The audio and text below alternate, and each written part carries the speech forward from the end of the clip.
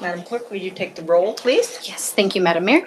Councilmember Pete LaFrance. Here. Councilmember David Fuller. Here. Councilmember Sabrina Combs. Here. Councilmember Linda Combs. Here. Councilmember Steve Carrington. Here. Deputy Mayor Richard Best. Here. Mayor Edna DeVries. Here. We have a quorum, all members present. Thank you. If you all stand, and Councilman LaFrance, will you lead us in the pledge tonight? I pledge allegiance to the flag of the United States of America and to the republic for which it stands, one nation, under God, indivisible, with liberty and justice for all.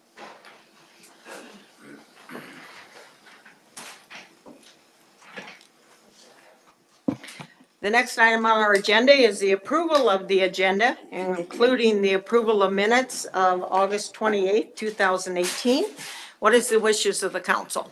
Moved for approval, Madam Mayor. Second. Okay, the motion before you is to approve the agenda as presented. Any amendments, comments from the council? All those in favor, please say yes. Yes. Yes. Those opposed say no. The yeses have it, and we have an approved agenda before us. The next item on our agenda is communications and appearance requests. And George, if you would come forth, please. And you know the routine, turn on the mic and those kind of things.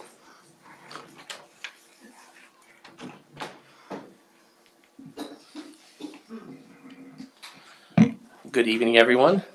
Good evening. My name is George Collum. I'm the manager at Palmer Golf Course. And this is my fall report. I wouldn't call it the end of the season report because we are still going pretty strong due to this great fall weather. So the course is still pretty busy. I just want to quickly summarize where we are, so far this year. We opened up on 12 holes on April 18th. It was 5 days behind last year. We went on all 18 holes a few days or a day later. The course takes a little time to dry out, and of course we got to clean it up. There's a lot of cleanup after the winter from the winds and lots of debris. We also are working on pulling the tarps off the greens that cover the greens to protect them from the glacial silt off the river. The weather did start out kind of, a little bit slow. It was cold and windy, and as we went through May, it was kind of discouraging. Things were a little bit slow, but it really did turn around. We were able to get the irrigation pump turned on by May 2nd, which is actually pretty early. We began testing that system. It's always a process. It takes about a month to really get full irrigation to the golf course. Just even though we blow the lines out in the fall, you just can't get everything out of them. We did have some ice damage on 3 of the greens. Sometimes you just can't keep that water out from underneath those tarps. It gets underneath, and with the winter we had last winter, which was actually a pretty decent winter, we did have some damage. But we just go in and we slit seed and just reestablish the grass on the greens. We use a bent grass, and it's pretty aggressive growing bent, and within a few weeks we usually start getting pretty good germination, and it usually takes about 3 weeks to really get where those are playable. Parts of the greens were playable, but some parts we have to really work on, and sometimes it takes a few tries, especially when it's that cold. You can put your grass seed down and you think it's going to germinate, and then it kind of gets started and then it doesn't. And I know that the farms around were having a slow start to the year too, and we can always kind of judge where we're going to be based on how they're doing. Although we started slow, we were able to surpass last year's numbers by the end of June in rounds played, and financially speaking, we were up about 10% at the end of June, and we've been able to pretty much maintain that. We were honored to host the U.S. Open qualifier again this year. This is, I think, our 3rd year in a row, and also we had the Alaska State Senior and the USGA Mid Amateur Qualifier. These are pretty prestigious events up here for golf. And then I do know that next year we're on the rotation for the Alaska State Amateur, which is the biggest tournament of the year as far as an amateur tournament is concerned. And we probably will host the U.S. Open qualifier again. The reason that we host that is it has to happen in mid-May in order for people up here to qualify to go to the U.S. Open. And we're one of the only courses that can be playable by that time of year consistently. So it's just, some of it's just the nature of Palmer and how the weather is here. And also my team getting the course ready in a timely fashion for that. You can't have any tarps or temporary greens for that event. Our customer satisfaction was very high this year. You know, feedback from everybody, whether I'm traveling, playing tournaments in town, at other golf courses, you know, people coming into the golf course or responding to things that I post on social media, they have been very pleased with the golf course. And I mean, it's, you know, without sounding too like I'm bragging too much, it is the best golf course that I've ever seen up here this year, and I've seen it pretty good. But as far as the quality of the greens, the quality of every part of that golf course, it's comparable to a $150 golf course down south. You know, I travel around and play golf all over the place, even outside the country, and rarely do I see a course that's any better than that. And for the price that we're giving it to, you know, our local golfers here with the season passes and our green fees, it makes us a very, like, I'd say affordable and enticing golf course to come to if you're traveling from Anchorage, Fairbanks, Soldotnik, you know, those places. People definitely put it in their agenda to play. In 2018, our accomplishments, and this is just probably a small list of what we got done, but as usual, we maximized revenues and controlled expenses. That's kind of one of the main things that you do as a business. We did acquire a greens roller later in the season. A greens roller is just simply what it sounds like. It's a roller that rolls the greens to make them smoother and faster.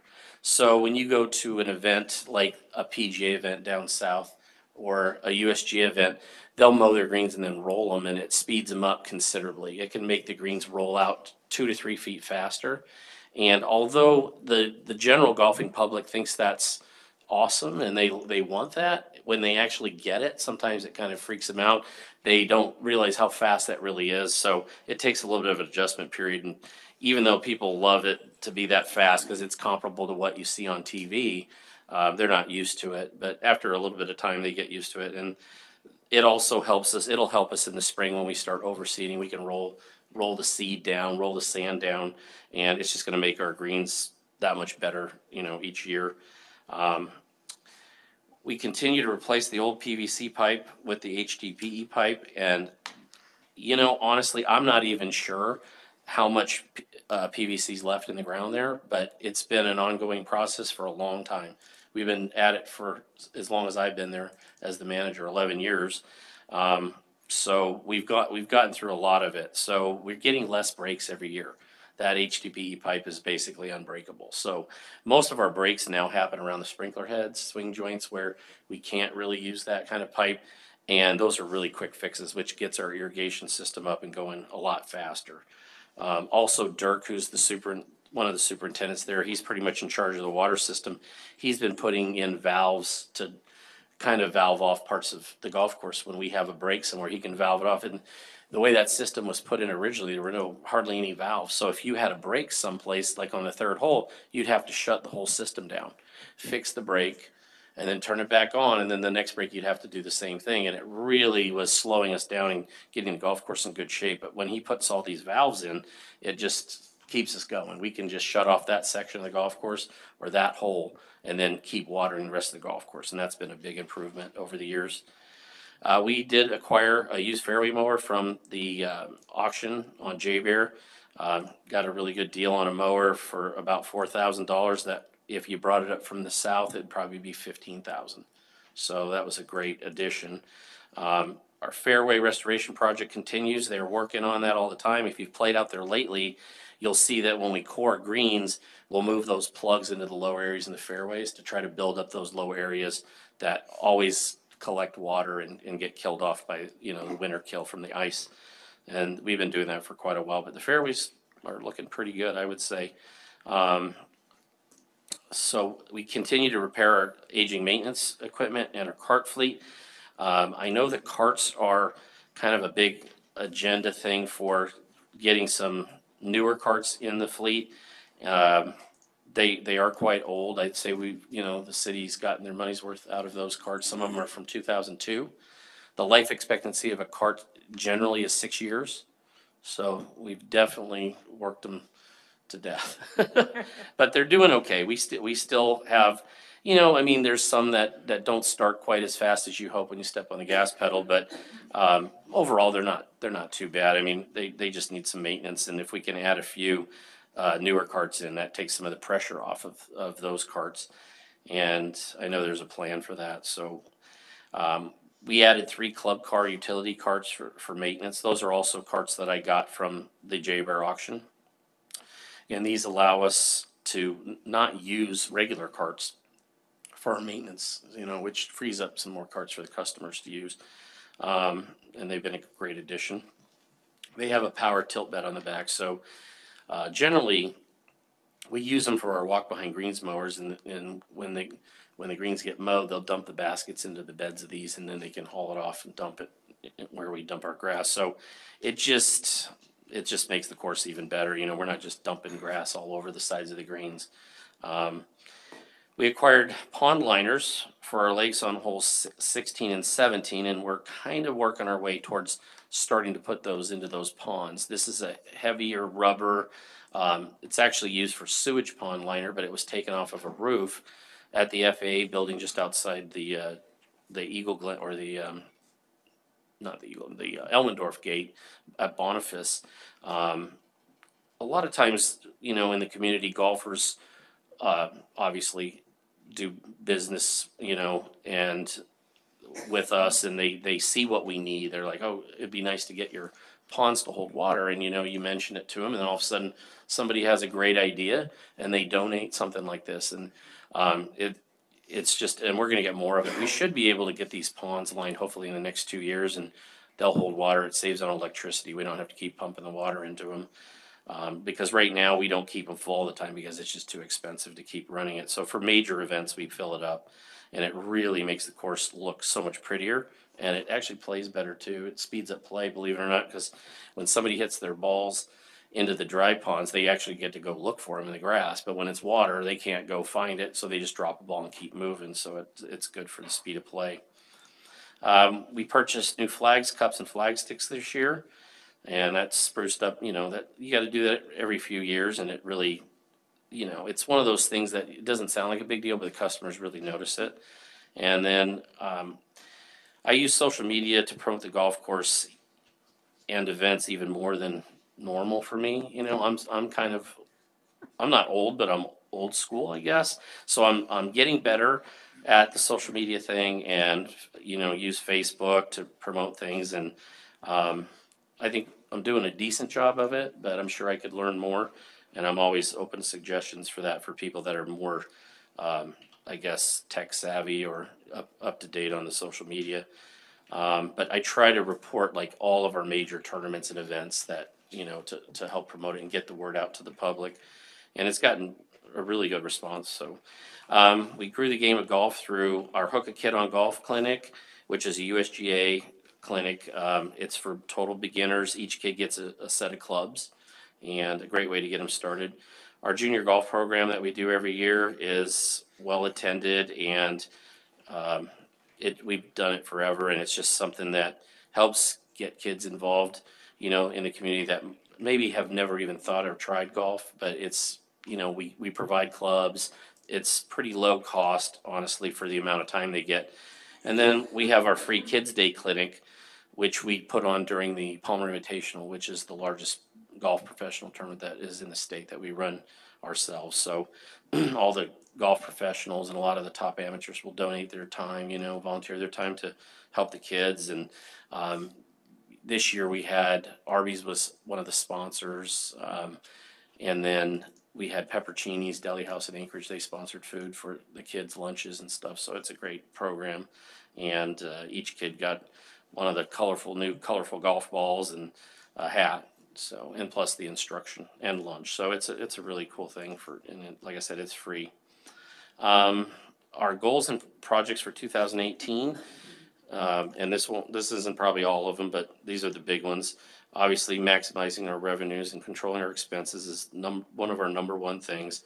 Increasing rounds played and attracting new golf tournaments is always a big thing. And when your golf course is as good as ours was this year, it kind of takes care of itself somewhat. You will increase your rounds and you will attract golf tournaments. It's just goes hand in hand. We're going to try to, well, I think this is going to get done. We're going to replace the clubhouse deck and add gutters to the clubhouse. It's pretty long overdue. The deck's been there for quite a while. It's starting to kind of fall apart, and adding gutters will help protect it too. You know, keeping the water off of that deck when we put on a new deck is going to be a big deal. So repair power carts and maintain equipment. That's kind of an ongoing thing that we do. Add 4 golf boards to our rentals. I know that, you know, I've been talking to Mr. Hanson and Mr. Wallace about that. You know, if we can put that into the budget to get those. It's kind of a nice amenity for golfers to, you know, and it's sort of a novel thing, but it could bring you 1 or 2 groups a day, and that's a pretty lucrative thing to bring in 1 or 2 extra groups a day.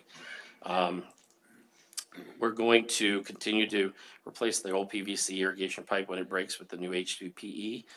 I want to acquire a large rotary deck rough mower and a buffalo blower, which is a leaf blower basically, and a greens roller, another greens roller, because it takes 2 greens rollers to really roll all the greens before you let players on the golf course.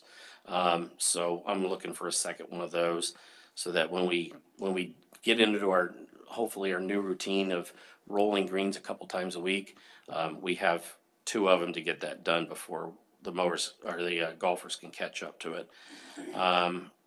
Line the ponds to keep them full of water. That's a big priority. And again, use social media to promote our golf course. Another big thing is updating our website. Our website's pretty old.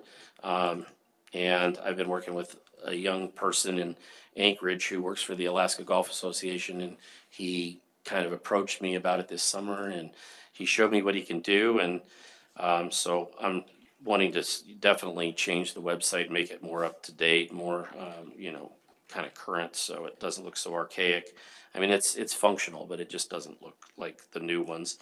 We want to acquire some golf carts to freshen up our fleet and continue to offer our flying golf special, which, if you're not familiar with that, if anybody flies a plane into the Palmer airport, they can call ahead and let us know they're coming. We'll come get them, and they get $10 off their green fees for anybody that's in the plane. So, and we do have people that take advantage of that. And then finally, grow the game of golf through our junior programs and clinics. We'll continue to do that and continue to keep golf very affordable. That's always been one of my goals, and I think it's always been a big goal for the city of Palmer to make their municipal golf course family friendly, affordable entertainment.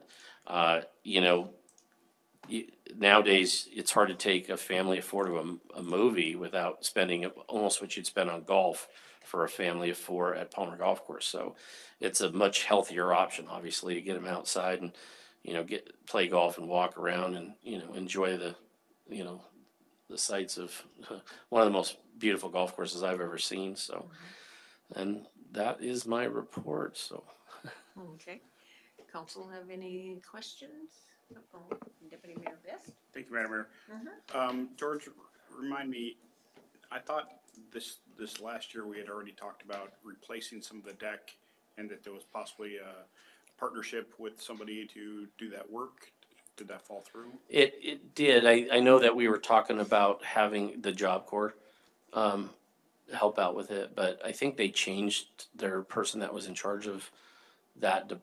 You know, I don't know what you would call it, the person that was in charge of building or whatever, and so it kind of fell through. But I don't really believe there was money budgeted for it this year. So, but I know it's in the planning stages of the budget for this year, for next year, I should say. Are we getting close to a critical level, as in safety? I would say yes. Yes. We repair it as you know, as we can, but it's in pretty rough shape, I would say. You know, And I wouldn't want it to go too much farther. You know, I think we've pushed it to the max that it should go. Yes. Councilman Fuller? Thank you, Madam Mayor. I just got what's a golf board? Oh, yeah, I guess I blazed over that. So a golf board is basically, it looks like a scooter or a surfboard, kind of a combination of that. Laird Hamilton is one of the most famous surfers in the world, and he developed it. So you stand on it and you ride it you kind of ride it like a skateboard, but it has handlebars, and it's one of those kind of, sort of like a Segway, but with four wheels designed for golf courses. The bag sits up on the front of it, and it's just something that kind of attracts younger, new people to golf. That's kind of what the goal of those were, because it just adds a little bit of, I guess, more fun and excitement to golf. Because a lot of, I think, there was always this, kind of that golf is a boring sport, right, for older people. And then of course you see something like this on a golf course, and now a younger person would be like, oh, that looks interesting, and they might try it, and then they might try golf, and they might get hooked on golf. So that's kind of what they're about. But I know that Settlers Bay was the first to bring them up here. Moose Run has them. I just was at Moose Run today and saw people using them. And Palmer Golf Course is honestly the best golf course in the state for them because of how level the golf course is. It's pretty safe for them, albeit they're pretty hard. You would tip them over, but if it's a real hilly golf course, it could be a problem. Go ahead, sir. Thank you, Madam Mayor. What's the price difference? So if I buy one of those versus a golf cart, It's generally it's about $30 to rent one as an individual, and a golf cart would be $36 for two. So but it's if you pretty had to expensive. buy a golf cart versus a golf board, what's the price difference? They're pretty close to the same price. They're about $6,000 per unit. But it seats one. What's that? But it seats one. It's for one, yes. But you charge a little bit more. And what your hope is that the price difference is offset by the fact that you might bring a couple more groups of golfers to your course each day. That's the idea. So, Not if there's only four. well, you can rent it twice or three times a day. So, yeah. Other questions or comments? Okay, and I would assume like on the website, you're gathering some financial data there so you can present that to the city manager in the budget process, right? Oh, sure. Yes, Yeah. absolutely. Okay. Okay. Any other questions or comments? No? Just thank you, sir, for a job well done, and we appreciate your work that you do out there very much. Thank you. Thank you. Okay, the next item on our agenda is our reports, and we'll start with the city manager's report. Sir, you want to go ahead? Thank you, Madam Mayor.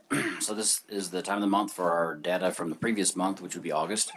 So for the police department, total calls were significantly up from 941 in July to 1,300 in August, which is the state fair. That's when we do our DUI grant program with additional patrols, basically for vehicles. So that's why that number is significantly up. You can see we had 528 traffic stops. Other than that, the percentage, of course, jumps up quite a bit because we spent a lot of time on the road at the fairgrounds or around the fairgrounds. So from 38 to 49% last month. But I suspect that we'll see that go back to the normal range of in the mid to upper 30s for traffic, and then our checks remained about the same percentage-wise. Welfare and property, the citizen assistance took a little hit, 3%. But again, it's the big crowds at the fairgrounds still helping the citizens out there.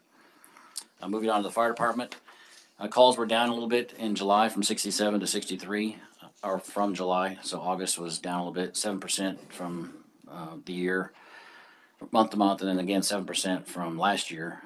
And you can see the breakdown there. Fires down significantly. Our rescues up a little bit, hazards up a little bit, and then good intents down. False alarms about the same, and the rest of them again kind of a wash there. So nothing significant in the way the fire department works either, other than calls were down a little bit. Some of those rescue calls were to the fairgrounds as well. Moving on to the library, overall patron count up a little bit. When we look at the usage, down again, it's August State Fair. A lot of our programs don't happen in August, so number of events and participants down quite a bit for August. But with school started, we'll see that jump up again here in September when the September numbers come in. Building the compliance, dispatch letters, sent out a few more than last month. The city looks pretty good. And again, we still have pockets of I don't want to say resistance, but that we still have to keep up with. And we do I do drive-throughs. The community development director does drive-throughs. Our compliance officer's been out for a little bit, but those will pick up again at her level soon. Moving on to building permits, you can see the totals for the type of permit when you look at the on page 13, where it shows the overall totals. 2018 got left out for some reason, so we had an overall total of 70 building permits issued for 2018. That's the 6th highest of the last 10 years. So a little bit of a dip from last month, which was number 5. Or tied. When we look at sign permits, of course, it's election season, so a few more signs that come in. Fence permits down a little bit. The overall valuation to date is $13,251,758, which puts us the 6th highest month. So we've been going back and forth this year, 5th and 6th. Still a lot of investment going on. When we look at permit fees, $95,000 year to date in permit fees, which is the 4th highest, but that's not adjusted for fee changes. But still a good sign that the value of our improvements that are going on in the city are still upholding pretty good. And then of course plan review dates, plan review fees, which is something new we started in 2016. They're at $39,650 for the year. Moving on to the golf course, August was down a little bit from July. In some areas, green fees, we expect that because pre-sold rounds continue through, and that takes a hit out of there. The rest of them, just by the new, as we heard from George, play was pretty good, but still compared to the previous month, which is beautiful, down a little bit. And we compare it to 2017, overall we're down from, comparing to August 2018 to 2017, we're down a little bit as well. So August is done.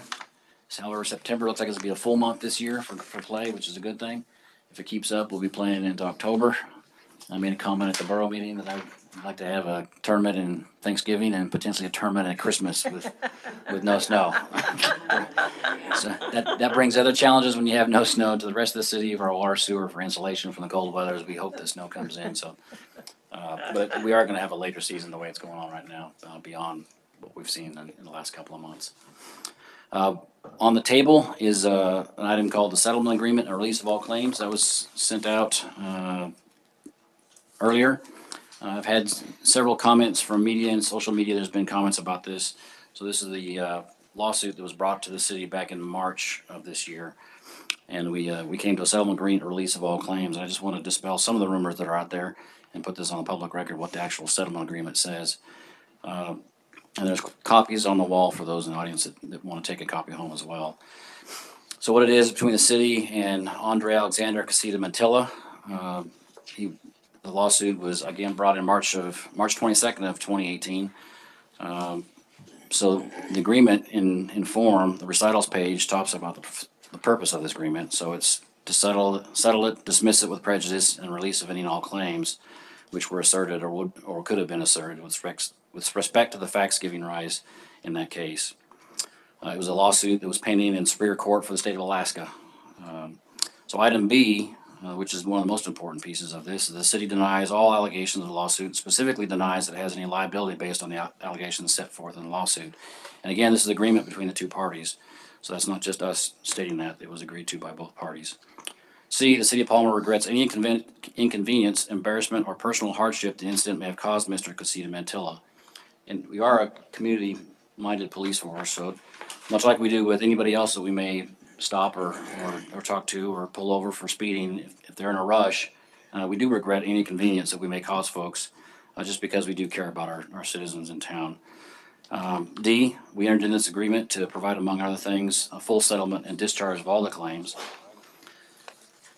And we move on to the release and discharge. This is for in consideration of $50,000. It's inclusive of all costs, fees, or any other consideration. And also to release and forever discharge the released party of any past, present, or future actions. So again, the compensation was $50,000. We had $55,000 in attorney fees, and our insurance covered this with a $10,000 deductible that the city paid. So that's how that $50,000 was paid for. And that's why we have insurance for items that come up like this. When we move on to paragraph A, it's where the claimant agrees to dismiss with prejudice any and all claims against individuals, because we had police officers listed as individuals, not only in their official capacity, but as individuals, so they were released from that as individuals. Paragraph B talks about the police department having a policy regarding detainers and warrants adopted in March 1st. So it's acknowledged that we had a policy March 1st. The lawsuit was filed March 22nd. The policy was revised to meet the pursuant to mutual agreement between the two, and it's attached as Exhibit A, and it's to remain in place for a year, subject to any change in state or federal law. So we go back to the back page of your packet. There's another document that's got red highlights on it, and you can compare the one with the red highlights is the without the red is the original procedure we have. So they call it a policy, but it's a procedure. And the police department has a book for procedures. It's pretty thick, of all the procedures we have for dealing with subjects or any type of activity we may have. And we have one on arrests. And this was developed in March because we ran into a situation that was different. Basically, it was a warrant not signed by a judge, considered an admin warrant. So our police department went to clarify this. And again, it was done in March 1st. But because of the lawsuit, we worked with all parties and came with the red additions. So again, the red piece that was added on paragraph 1, officers shall not stop or detain based on knowledge or suspicion. We really, that's also called profiling, but we don't have a means to do anything like that. So it's not really a change to what it said before, that we will not inquire as to their status. Paragraph 2 wasn't changed. Paragraph 3, we talked about examples, then it was flushed out to include all the other examples, which would be the 203, 205, just to clarify that all these administrative warrants, so that our officers know what if they see something, what it might be. And then paragraph 5 added the enforcement of civil actions of unlawful presence is reserved for ICE, but we aren't restricting our officers from any reasonable suspicion for criminal activities, which we deal with, rather than civil. And we still can inform ICE or any other agency when we run across individuals that may be of interest for either federal, state, or other authorities within that we deal with. So that was the settlement agreement that we came to. Again, the $50,000, $10,000 was covered by insurance, or $40,000 was covered by insurance, and $10,000 was which the city paid. You see, I signed the agreement with the work from our attorneys with the other parties. So that's what that says for any folks that have read otherwise on what the city settled on. I'm open to any questions or comment from. Okay. We don't have any questions on anything on the city manager's report? Deputy Mayor Best? Thank you, Madam Mayor. Well, I'm disappointed that this did not come before the body in executive session for us to discuss accepting of any settlement. We can't speak as to what was directed in our executive session, so I'll just say it's unfortunate that we did not have the chance to have that discussion. With that being said, I think this sets a dangerous precedent in the state. I think other municipalities are going to be subjected to lawsuits like this, and it is, in my mind, this lawsuit going after our officers, I felt was inappropriate. Are there questions or comments from council members? Yeah, I don't know, Mike, are you gonna say some things under your report, or do you wanna chime in now, or what? I'll just chime in now. Okay. I concur with the city manager's analysis of this matter. It was a compromise of a disputed claim, and it's the content of the lawsuit perhaps has national attention, but we look at it totally from a legal perspective. If you look at the answer to our complaint, we denied the allegations, and we also raised a number of affirmative defenses. And the settlement agreement, which I urge people to take a look at if they're interested, does not admit liability. It does not say that the city made a mistake or anything else, as the city manager had indicated. And it's typical in these sorts of cases that they're settled rather than litigated for any number of reasons. And as the city manager said, this case was covered by the insurance company that typically controls the outcome of these things based on our agreements. So that's all I have to say on that, Madam Mayor. Thank you. Anybody else have any questions or comments? Okay, I'd like to follow up with what the deputy mayor said. Was there a reason this wasn't brought to the council to have input before it was settled? And Mike, I think that would be your question. You're the one that should bring it to us. I mean, you certainly have done that in the past on other settlements, and I don't know who gave the authorization to settle this case, because it certainly wasn't this body sitting around this table. I can't say that they would have been any different, but I think you have an obligation to us as the policymakers, as well as, and as you said, that it's settled by the insurance, but that's a claim against our insurance, and so everybody knows that when it comes time to renew insurance, that's gonna be. So can you tell me why you did not come to the council? Well, Madam Mayor, we didn't feel that there was a legal requirement to do so. Perhaps in hindsight, 20/20 vision is always perfect vision. We should have done that, but the case was moving quickly towards settlement, and that was a decision that was made among the city client representatives and the individual clients that we were representing in the case. And I don't know, does our code require that you bring settlements to the council before there's disbursement of funds? Madam Mayor? Is there? No, I don't believe so. Okay. Unless there's an appropriation required, in which case we certainly would do that. But having said that,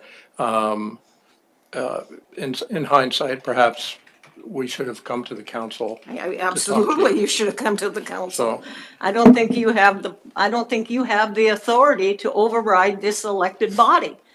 And I'm very disappointed that this did not come to the council. And I'm not talking about the merits of the case or whatever, but the procedure. And if we need to take and put into code the fact that insurance settlements will come before the policy body so we can make that decision, then I will ask that piece of law come before us, because I'm very disappointed. And the fact that, and I won't go into the precedent discussion that Councilman Best talked about, because my disappointment is that, and we've had much smaller lawsuits that have come before us, and we've had a number of executive sessions on this. And sure, there may be a time crunch, but you just tell them, no, I can't make that decision. And so that's where I am. So, Councilman Best. And in my opinion, there's a difference between negotiate and executing an agreement.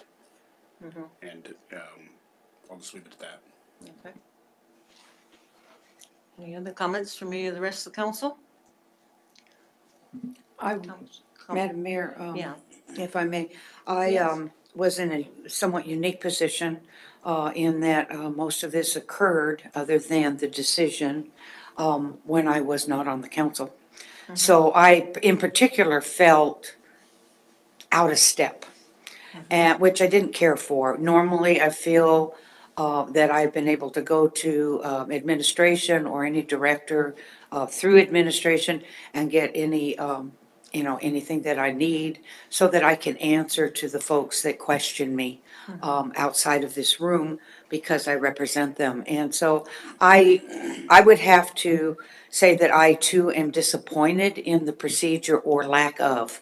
And I would certainly second or do whatever you need to have the code reviewed. If there's nothing in code, perhaps it's something that should be there. I do agree with the eternity. Hindsight is often, 2020, and we've all had those moments. But this is something that really, in my opinion, should have come before the elected body. We are answerable, every one of us, to every single person that lives within this community. Councilman Carrington? I would agree with Councilwoman Combs and the mayor. And in general, the higher the profile of the case, the more interested the body is in following it and understanding it. So, I mean, that's where I think a lot of the disappointment comes. I would also add that I am thankful that one thing that came out of this is that the city of Palmer has the back of their first responders. Further discussion or comments from the council? Okay, any other questions or comments on anything on the city manager's report? Okay, Madam Clerk, we'll move to your report. Thank you, Madam Mayor. Highlighting my clerk's report and a few things that I will interject here as some additions since the packet was published. The October 2nd regular election is coming up. We are 1 week from that. Did you see? I voted because early voting is currently happening right now. So don't forget to vote. If you can't make it on election day, you can go down to the Matsu Borough Monday through Friday, 8 to 5, or over at the Division of Election in Wasilla. And that is open Monday through Friday, 9 a.m. to 7 p.m. and on Saturdays from 10 a.m. to 3 p.m. And they do have all the ballots for the entire borough and all 3 cities at the Division of Election. And the Matsu Borough has the city of Palmer and all of the borough ballots there, as well as the city of Houston. They do not have the city of Wasilla's ballots. The last day to request an absentee ballot is today. And so I can receive those by email or fax up to midnight. And we did send out 21 ballots on September 12th. I have not received any applications since the first mailing. That is an increase, like major record. So you bet I'm reporting like 101% increase from previous years. We are up by 11 ballots.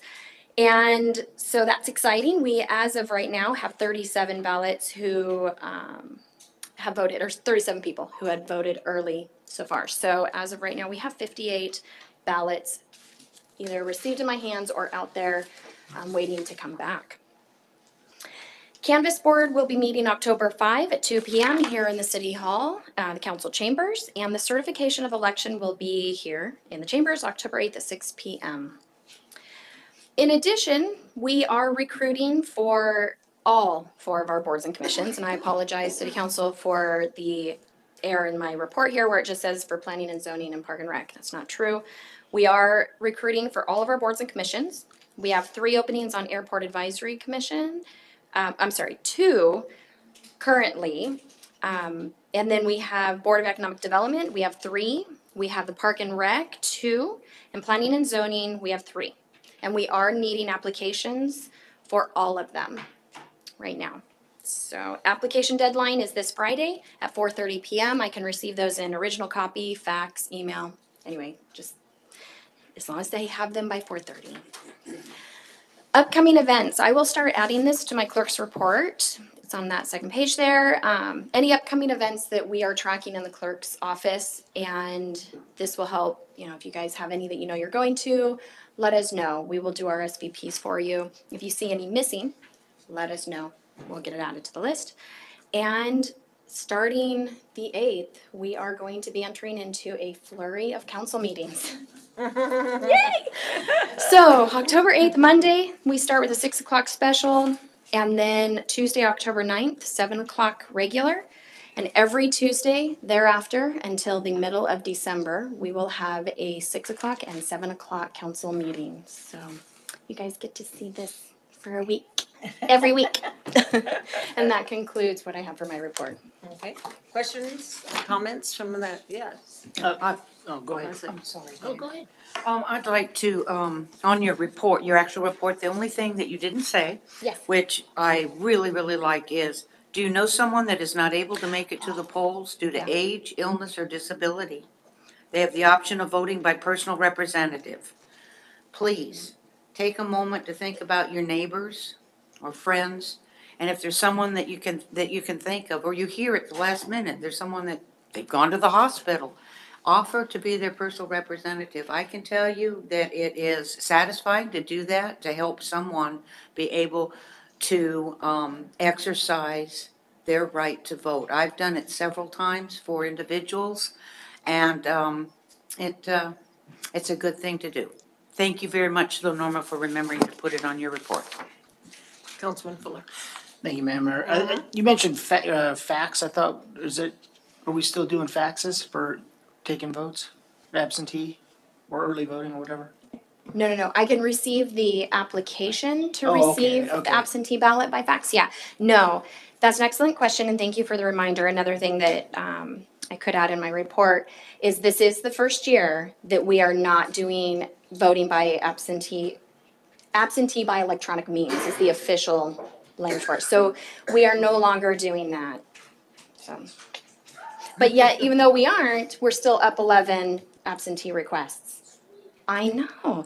And if I may add, Mayor. Yeah. I wanted to let everyone know that the election brochure was mailed. I know it's not the Matsu Borough's responsibility to add us into that, but they did extend the offer this year, and due to cost prohibitive, I have elected not to be put into the brochure, because I know that came up about what if we, get in there. It would be almost $800 per page if we wanted to get in. That's about what I thought. So when we were told that, because it had to include part of the printing and part of the mailing, we said, no, thank you. So all of us cities had decided not to be included in the brochure. That's why you don't see us in there when you get that brochure in the packet. But it is something that we'll be looking at for next year. What can we do? Maybe put it in the Frontiersman. You might see our sample ballot then in the Frontiersman this Sunday. A little bit more cost effective in getting our word out and our ballot out. So thank you for letting me add that. Sure. Any further questions to the clerk or anything? Okay, all right, thank you. So you have my written report in the packet. And so I don't have anything else. But especially since we have visitors from Wasilla tonight, we do want to talk about the potato bowl. And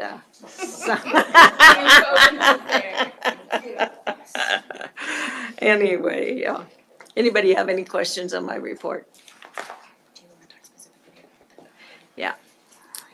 And attached to my report also is, we had talked a little bit about ballot measure number 1, which we have to be careful now when we're talking about ballot measure number 1 and being sure and saying that is the general election ballot issue number 1, because the borough has ballot issue number 1 also, and so we want to be sure.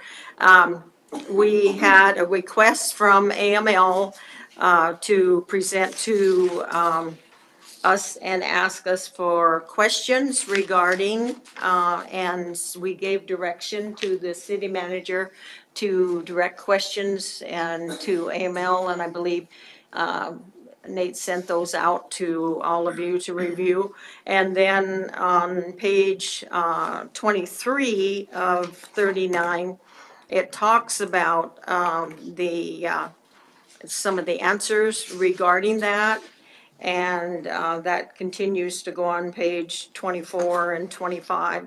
And so I just wanted to call the attention of the city council people, because I know you'll be getting lots of questions. And the one that stood out to me is at the top of page 25, where it says, The Alaska Municipal League does not support the process used to advance this issue and believes it will negatively impact local government services. And of course, my big concern is, I know, I'm sure all of yours are, is that we just spent $12 million for a new wastewater treatment plant. And if that is, if the ballot issue number one passes, that could very easily be in non-compliance. And so we have just wasted $12 million. So there is some concerns regarding how it does affect us personally, as well as all municipalities throughout the state. So I just wanted to be sure that all of you, and I know you all got it electronically, but that you did have this so that you can review it and discuss it with your constituents as you see fit. So, any questions or comments on that or anything else? Okay, and then the next item is the city attorney's report. Mike, do you have anything further? No, Madam Mayor, thank you. Thank you. Okay, the next item on our agenda is audience participation.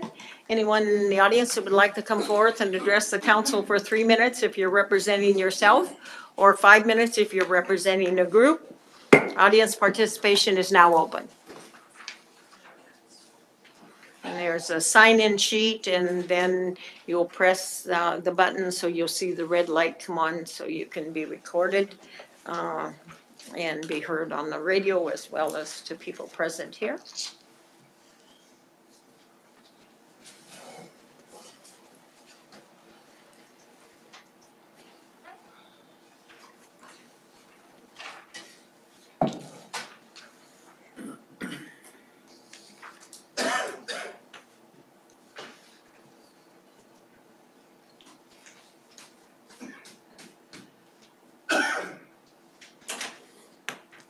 Hi. I've never done any of this before, but I do have some really major concerns on this Okay, street first that I of live all, on. if you would just state your name so Oh, that goes okay. on the record, and then proceed. Thank you. All right, Doral Cote. Anyway, I have some concerns on the street. I live on North Alaska Street. You Okay. just go past Pizza Delphi. And the neighborhood that we live in, it's really quiet. We have a lot of kids, friendly neighbors, people go back and forth. There are speeders on our street. We're treated like the second highway, like Frontage Road Highway or something. Because they get off of the Glen or they come out of the north neighborhood, even if they're farther. And I can stand up there and scream and yell, slow down, slow down. I can't do it all day. I can't call the police all the time. I'm gonna be known as the old woman that calls the police all the time. And I don't want that reputation, but I'm afraid for our kids. I'm afraid for myself half of the time, you know, it's just, it's out of control. I've called everyone. I don't know who else to talk to. I was just talking to Mr. Best, and we can't do speed bumps forever, but I don't know if they can come and go like other places. There's no speed limit signs. People get a little laid back on whatever the laws are. And, well, I didn't know what the speed limit was. Well, you're in a residential area, you know this. There's buses coming and going. It's getting dark. Something needs to happen. I've called everywhere that I can think of, and now I'm here. Okay, well, we appreciate you coming. If Thank you there's very, something very that can be much. done, and got my phone number. Okay. I'll help. Okay, good. All Thank right, you. Thank you. Anyone else that would like to come testify? Okay. Before I mention this, my name is Tom Robertson, and I wanted everybody to know that the former mayor, George Cartier, is going to have a heart procedure done on the 27th down where he lives out in Idaho. It's a very risky one that most of the cardiologists refuse to participate or do it. So on the 27th is the day that he's going to do a lot of prayer and help, and I don't know if the city ever considered sending him flowers or something like that. I can come up with an address if they would like to do that. I'm sure we would very much, and thank you for bringing that up. I was not aware of that, and very close friends with him. wouldn't, because I don't know how many people he was told about that, and Uh-huh, and he's had such a hard time because the cardiologists have refused to. They say he's too high risk. And so that's kind of what's put him in a difficult dilemma. okay, There's more to it, but if Okay. you want any more questions, I can help you on that one. okay. All right, we appreciate you bringing that up, and I'll ask the clerk to start the clock over again, since that was sort of a social Shame on me. information rather than There's I'm always sure one- there must be, I know there's There's always- something else you came to talk to us There's about. always one in the crowd that just can't follow the rules. Okay, so we'll start over, sir, so. Okay, I'm still Tom Robertson, and I'm here to talk about I'll say the Palmer Pool this time. I'm trying to get an emergency fill station for the Palmer Pool. And I'm gonna resubmit a grant request this time for Palmer, even though the construction's not scheduled for next year. I'm gonna try to see if I can start working on getting money for, I'll say it's a fire hydrant is basically what it's gonna be. Took some pictures, I've got to bring them. I'm not gonna give up, still trying to get the fill station for the, emergency fill station for fire trucks for the city of Wasilla for their high school pool, because, Dave and I talked about it, it's maybe too late and all that, but I'm still learning as I go. I'm learning about objections that I have from people. I'm learning what, try to get more and more funding. I'm learning about the construction of these water towers and how they have failed. So I'm learning and more about that and dealing with them. And I'll have more ammunition as I grow more knowledgeable and stronger. So next year I can come back and beat you guys up and start all over. I mean, forgive me for saying it that way, but that's probably what's gonna happen. So I still need a letter of support, if I may, from the city of Palmer in requesting, or in favor of the Wasilla High School Pool Fill Station. And again, for those who don't know, the emergency fill station is for fire trucks to draft water out of the deep end in emergency. And after the pool has been drained, if they need be, we can use it for emergency tank or water reservoir to pump fresh water in, like we did in Hurricane Katrina. Fire trucks brought it in from outside communities and had to pump water back in, fresh drinking water. Anyway, so, the problem I'm having is, the fire department doesn't understand this. The only reason why the city water tower here in downtown Palmer is still standing today, I don't know if people know this, the only reason why it's still standing is because there was no water in it during the '64 earthquake. It freezes and busts if they did, so not bust, but they couldn't use it. The other reason, why they got by, is there was a wooden water main that went up from by the intersection of Trunk Road and Palmer Fish Hook, right on the right side there, there's a artesian well, and it fed all the way down here to Palmer.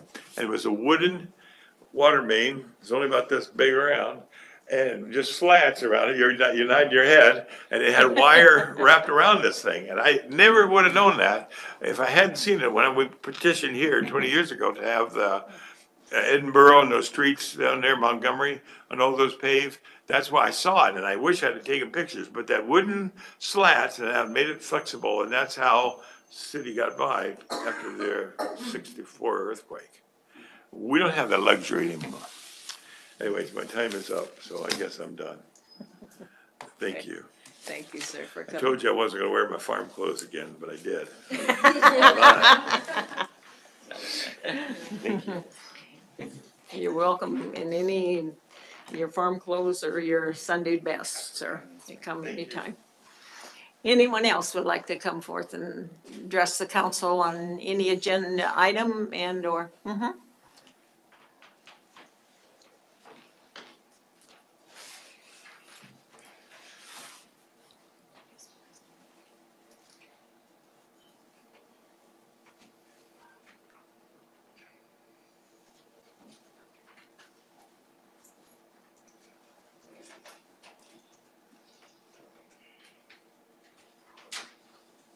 Thank you, Madam Mayor, Council. My name is Mike Malevsky. I live at 325 East Fireweed Avenue. First of all, I have two items really to speak about. One, it's an extension of what the clerk was speaking about earlier in terms of the election. The radio station has committed to doing interviews with individuals that are in contested races. Our resources are such, and there are a number of people that sit on the council now that came in and were interviewed. I want to thank them for coming in. We did 9 interviews. The big thing about it is that we broadcast those interviews. They're still up on our website. So people, if they have an interest, there are interviews with people running for the school board, the assembly, and of course this council, and so on. So I wanted to make sure you're aware of it, and we'll be doing the same thing in the general election. Before the meeting began, I had an opportunity to speak briefly with the mayor. My wife and I were down in California for a week, pretty much business. We went to a conference, but in the process, we were able to visit with some people who had just reviewed. And down in California, I don't know if Michael's aware, they have civil grand juries. Perhaps they were available around here too. But as many of you know, there was a very large fire that occurred, a couple of them, particularly in Santa Rosa. Santa Rosa is a city of 200,000 people, the largest city north of San Francisco. 5% of the buildings there, 5,000 homes were destroyed in that fire, and it happened in 4 hours.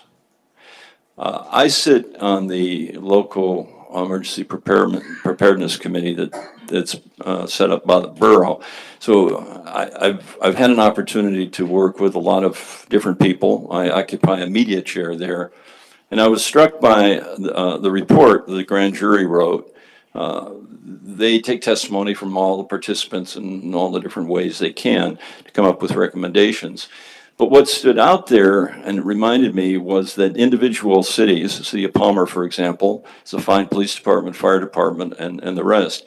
But there are certain circumstances like earthquakes and very large events that happen quickly that test all of that. And so I would just convey that here, these people were professional, and yet they were knocked back by what happened. And the LEPC tends to look at things in worst case scenarios as well. Does a pretty good job, but after 4 years now sitting there and working this problem, I realize it requires attention on a regular basis. And I would just suggest that if the council hasn't reviewed, well, what are the emergency plans? Who's in charge, what does the manager do? Who does what during times? It might be worth taking a look at that, just from that experience here and these people. So thank you for listening. We'll give you another minute or two. Did you Well, address everything you wanted to talk about? I guess what I'm thinking is that I've participated in emergency services, ambulance services, and similar kinds of things. And as long as the event is in a narrow fashion, you can train and respond to it. But I know many of you have been in one way or another involved with situations that are overwhelming. And so that's why I'm suggesting, I don't know when there was been a look at what happens when all of the cell phones go dead. They all burn down here. When there is no internet service and the power is off. And you start there and say, okay, now how do we communicate with the residents of the city of Palmer, which is a contiguous area, and one would think pretty easy to do, but in reality becomes somewhat difficult, especially if you have an area-wide situation like that. One note that was made here, which is also kind of interesting, Sonoma County in California has 26,000 horses. And beyond that, other companion pets, animals, dogs, and of course here, even in this area, we have livestock as well. And the really interesting question is, what do you do? How is that all handled? Because people don't want to leave their homes unless they can find and take their dog with them. Sure. Right.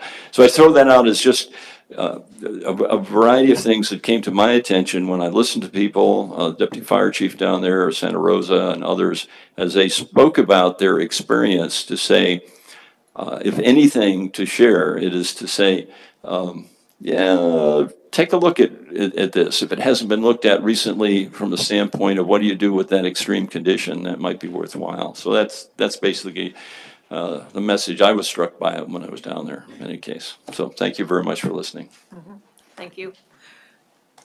Did you want to respond to something, sir? If you'd Yeah. let me. No, that's fine, go ahead. It's a timely topic. I failed to address it in my report, but last week, the city directors and myself, with the assistance of the State Department of Emergency, or state, where the big state agency is that oversees emergency response, they facilitated an exercise for the directors, and we dusted off our continuity of operation book and walked through a scenario for a couple hours, real rudimentary scenario. So it's something that we are looking at, and it's September 18th we did it, and the borough participated as a guest. But it opened some eyes on how we would address things. It wasn't catastrophic, because catastrophic, it will consume other agencies and will be a participant in somebody else's efforts. But the city is taking actions to address those things. Okay, good, thank you. Is there anyone else in the audience who would like to come forth and testify or provide information to the council? Seeing no one else come forth, I will close the audience participation. The next item on our agenda is public hearing on ordinance 18-006, amending Palmer Municipal Code Title 17 by repealing Chapter 17.88 and Section 17.08.038 bed and breakfast, and enacting Chapter 17.89 short-term rentals. Does the council want to have a staff report before we proceed, or should I just go ahead and open the public hearing? I will open the public hearing then, I guess. So the public hearing, anyone in the audience can come forth and testify on just this specific ordinance, please.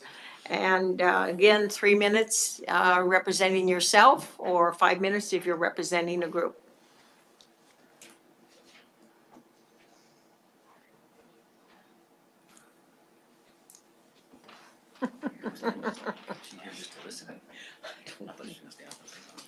I'm the same person I was a few moments ago, Mike Molesky. And But you know, the radio doesn't see who came I know forth. that. That's why I have to do this. I really appreciate the time that's been spent to take a look at what has been referred to as B&Bs and talk about short-term rentals in the variety of ways they happen. My only encouragement would be that in the way in which it's done somewhere, if someone were to walk into the city hall and say, I'd like to have a short-term rental, that they'd be handed a piece of paper that had a very clear description about how to do that. I mean, that's the bottom line thing, because it's not, well, go look at the ordinance, and I'm sure that people wouldn't say, go, it's all covered here, look through this, and when you finish reading it, come back. But I've gone to other entities, whether utilities or whatever, and I have found that sometimes that one piece of paper that lays out the process is not available. And so I'm just thinking that the manager probably has worked up with this, and if I missed it because it's already there, then I apologize. But that's my thought. Thank you. Thank you. Anyone else that would like to come forth and talk to the council about ordinance number 18-006?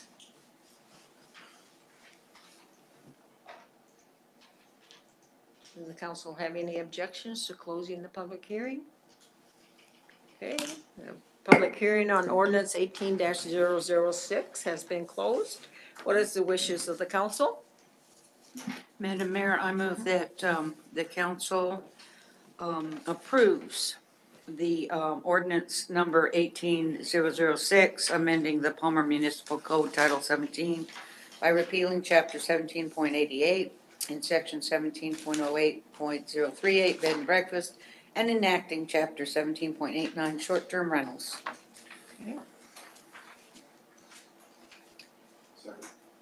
Okay, it's been moved and seconded that this ordinance has been approved. Discussion? Oh, yes, Councilwoman Sabrina Combs. I need to disclose that I own a short-term rental at my home. Where I live, I'm zoned limited commercial, so this wouldn't have a huge effect on me as far as my ability to operate, but it could technically have a little bit of effect on me gaining financially were we not to have short-term rentals in R1 areas.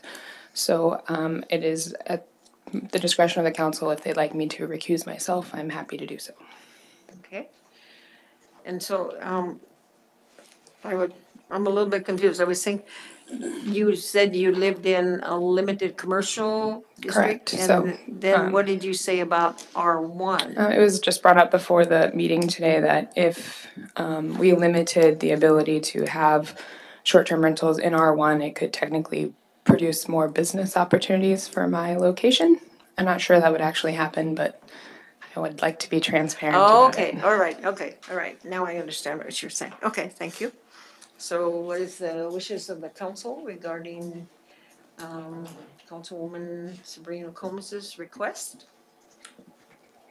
Oh, Councilman. If I might, personally, I'd appreciate you staying present because I think your perspective would be valuable since you're, so to speak, boots on the ground in this. Okay. Deputy Mayor Best? Yes, Madam Mayor. I believe that it has to come as a request to be recused, and the council will vote yes or no on the recusal. If we're ready to take the vote, or I'm just ready to take the vote. Okay, okay. So is there any other comments from the council? Yes, Yeah, Councilman. I'd like to say, Combs? I really appreciate you bringing it to our attention. And I'm really torn about it because I do agree with Councilman LaFrance about the information that would be available. On the other hand, this council, as I've known it over the last 6 to 7 years, has, it's a protection for the individual, in my opinion, because this council has always bent over, way over backwards to avoid any appearance even of any kind of possibility of an impropriety. And I would state one more time that I think that it's actually, in this case in particular, and has been in the past, it's a protection for the individual, and more so even than for the council. Okay. Councilman Fuller? Thanks, Madam Mayor. Is there a way we could, if she could recuse herself but yet participate in this discussion? No, Mike, is that Or right? abstain from the vote? No? No. Okay. Oh, Councilman, Madam Mayor, Councilman Carrington? I've argued in the past, and so I'll remind us again that we've had cases where the mayor at the time recused himself, sat in the audience, participated as an audience participation, which to me would be perfect for this scenario if the councilwoman would so desire. But to me, that seems a very appropriate way to handle this in our community. Okay. Would you have a problem regarding that? Mike, did you have some input? Yes, Madam Mayor. Uh-huh. In hearing the information related to the question of recusal or not, it appears that it would be somewhat speculative that there was a substantial financial interest. Plus, the other piece of these sort of issues is that it's sort of like voting on the budget. If there's a class of individuals a large class of individuals that fit that sort of matter that's before the council, then it wouldn't be a conflict. It's like voting on the budget.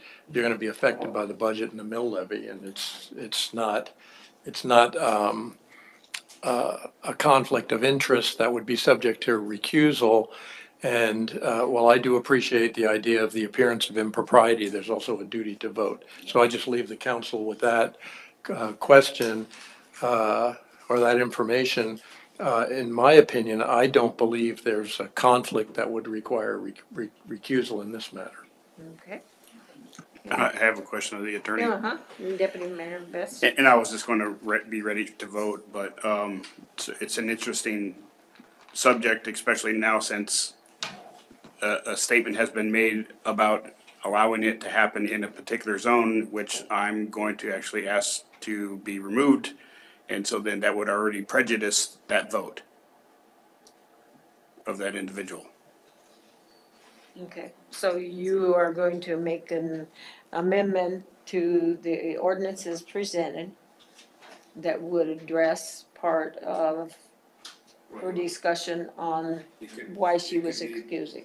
It could already have been prejudiced based off of her statement of a belief that it could be looked at one way or another. That it could be prejudiced now based off of her statement of Councilwoman Combs' statement as to why people might have an issue with it. And so now I believe that if that does come before, then she has been somewhat already put in a box to where she can't vote the way that she might have gone one way or the other. So I think this is a good example of why recusal must happen. Okay, okay. Okay, are we ready for the clerk to take the roll call vote then? Yes or no? Means what?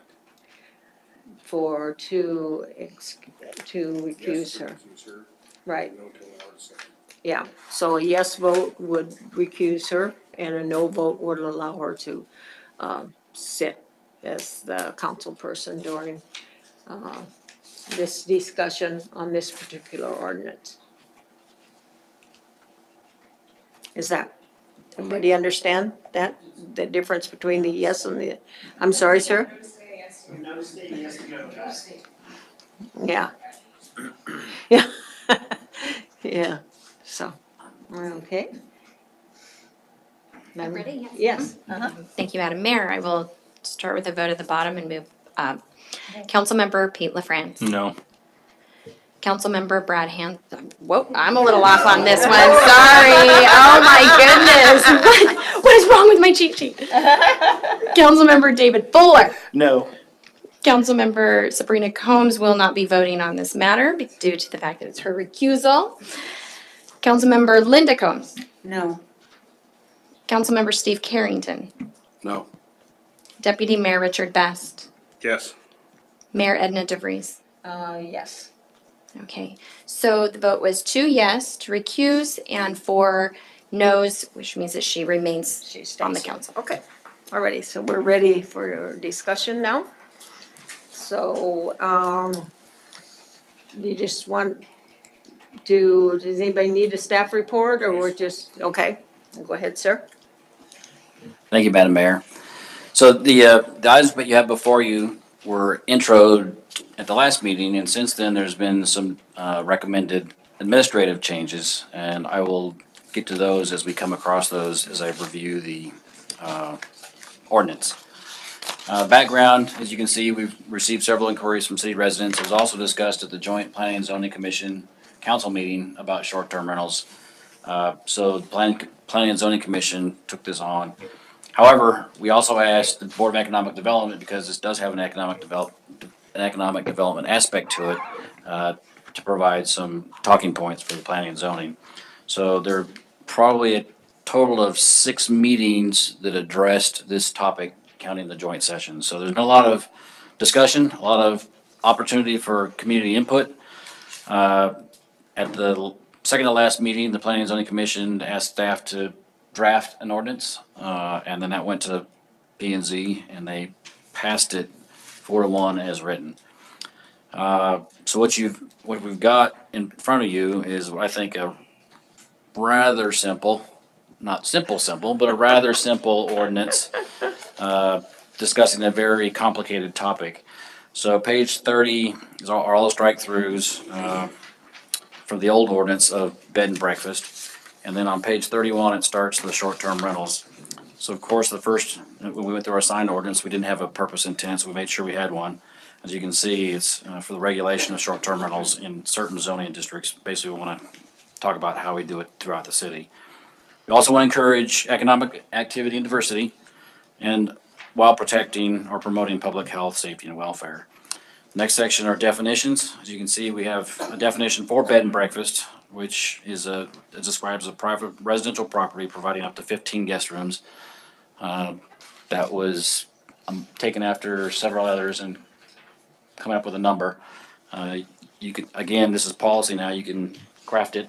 Staff has done its best efforts, and it's now up to you to decide what other changes. But 15 was kind of a number when we look at other B and Bs outside the city, what do they generally look like if we're gonna eventually or potentially annex? Because there are bed and breakfasts that are much bigger than what we have in the city. So that's 15 was the number we came up with. If you get beyond that, you're really a hotel or an inn or something other than a short-term residential rental. One of the key definitions we added was responsible person, and that's on page 32. There are other definitions of other things, but the responsible person really is somebody, there's always going to be, should be somebody available to address maintenance, nuisance, or safety concerns if something happens at night or on a weekend, that the city gets a call, we have somebody we can turn to. And then short-term rental, as we've identified there with the definition. We move on to 1789.030. We've kind of broken it down, we broke it down into 5 types of classifications. Type 1 being owner occupied dwelling. We thought this is generally the smallest of a type short-term rental. Then you move on to type 2, which is single family or duplex residential. And this is where our first amendment comes in. And you have a sheet that identifies, and is also on the wall for those in the audience, if they care to follow along, that addresses our recommended administrative amendments. And that really just kind of cleans up the language to make type 2 and type 3 look the same. So striking shall mean and replace it with an of. Strike may not reside on and replace it with an of. And then insert is, so that says is or is not after property. So it will read like this. A short-term rental of a single-family or duplex residential property where short-term lodging is provided to only one group at a time per dwelling unit. The owner of the property is or is not present at the property for the duration of the short-term rental. We took out the reside piece. We figured if is or is not present, what difference does it make if you're actually living there as opposed to being present? So if you're there when the renters are there, that's what present means, as opposed to residing, having both, and confusing the issue. Same change for type 3, same to make the language similar. But the difference between type 2 and type 3 is type 3, as we go through this, it gets bigger. So it's a multifamily residential. Single family duplex type 2, multifamily residential a little bigger. And that would be like an apartment complex. For some reason, the property owner has problems renting long-term. This provides them an opportunity to provide short-term. And we also, when we look at this, when you look at a matrix later on, it gives the council the ability to, if long-term rentals become an issue in multifamily residence, which has been the case in some larger cities, that the tourism industry has taken over apartments. And if we find ourselves in a situation where there's a shortage of apartments, then we have the mechanism to cut back on short-term rentals in those type facilities. So that's why we broke out duplex family residential from multifamily to have its own category if we desire to do something different in the future. Type 4 gets into a bed and breakfast again from our old code. Type 4 is a smaller one with up to no more than 5 guest rooms. It's owner occupied in the residential property. Type 5 is again the larger version. I don't know that we have any of these within the city limits, but as we look to the future, and as folks say, the city wants to annex me, how do I fit in? Do I have to shut down? We've already got a mechanism to incorporate larger bed and breakfast. To address the comments that were made earlier, 1789.040, the application approval, we will have a form. It'll be prescribed by a zoning administrator, and most of our forms follow a path. You have to do this first, do that, get your business license, do this. So that form would follow what the requirements are in the code. The next change, so that was 2 and 3, or 1 and 2. The next amendment is at the bottom of page 30. Well, I'm jumping ahead, aren't I? General provisions. So these 060, those apply to all short-term rentals. Then we have standards that again apply to all short-term rentals. So there are additional notice requirements that we've asked for. When we talk about E in 060, for R1 and R2, the applicant must give notice on a form provided by the city to the residents adjacent, so that it's not a secret deal that all of a sudden, if you allow it, if we allow it in R1, R2 as proposed, that the neighbors would have notification that that's potentially gonna happen in their area. On page 34 at the top, when we look at D, that's where the responsible person comes into play. And why we had a definition of that, so that when we refer to it here. And then one of the key pieces that should help folks sort out where they can have, what type is the matrix, which is item F. So this is where Amendment 3 comes into place. We just put CUP, N, and P, but we forgot to define what those were at the bottom of the table. So the next amendment would be to add a P equals permitted, N equals not permitted, and CUP equals conditional use permit for those folks that would care to troubleshoot this in the future and say our chart isn't legal because we didn't define those. So that would be the third amendment at the bottom of that. But as you walk through it, across the top, the types, again, generally, when we designed this, it was type 1 was the smallest, type 2 and type 3 as it goes into multifamily and duplex, and then type 4 and 5. And where in our current zones did we think these would be appropriate, and how would they be addressed?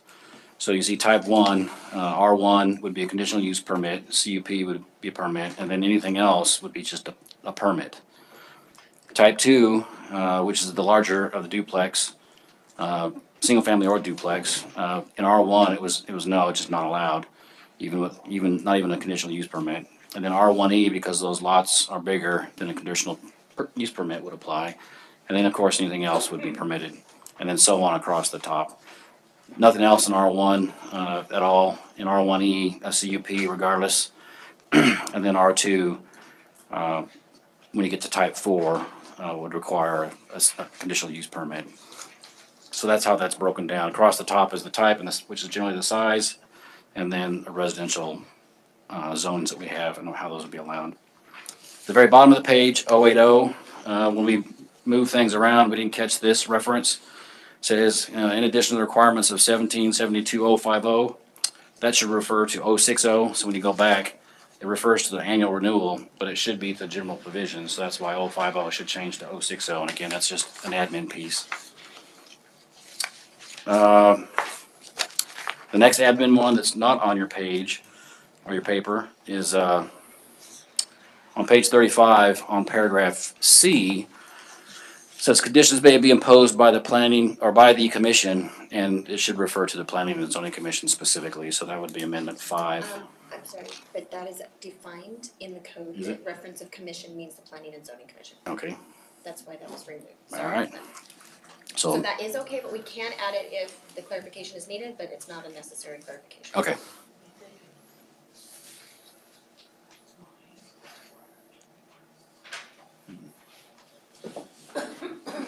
Thank you, Dave. So I may have amendment 3 might have the wrong reference. It's under standards. Amendment 40, maybe? So amendment 3 with the permitted. Right, so that should be 070 instead of 090. We can't even get it right in our administrative corrections. Oh, I see what you're saying. And then after that, it's signs, which follows our sign ordinance, and then violation and how we would attempt to enforce this. And then appeals to the permitting process, there's the panel page on page 36, and then appeal notice and hearing, which just generally follows our other permit type appeals and hearings. So in a nutshell, that's what we have. Again, rather simple. But at this point, we believe as administration that this is something that can be, one, modified at the table without having to send it back to another set of hearings. Because really, it's to the point where, how do you want this policy to go? Because mechanics of it, we believe, are fair. It's gone through the public process several times. But again, now we lay this baby in your hands to modify and make better if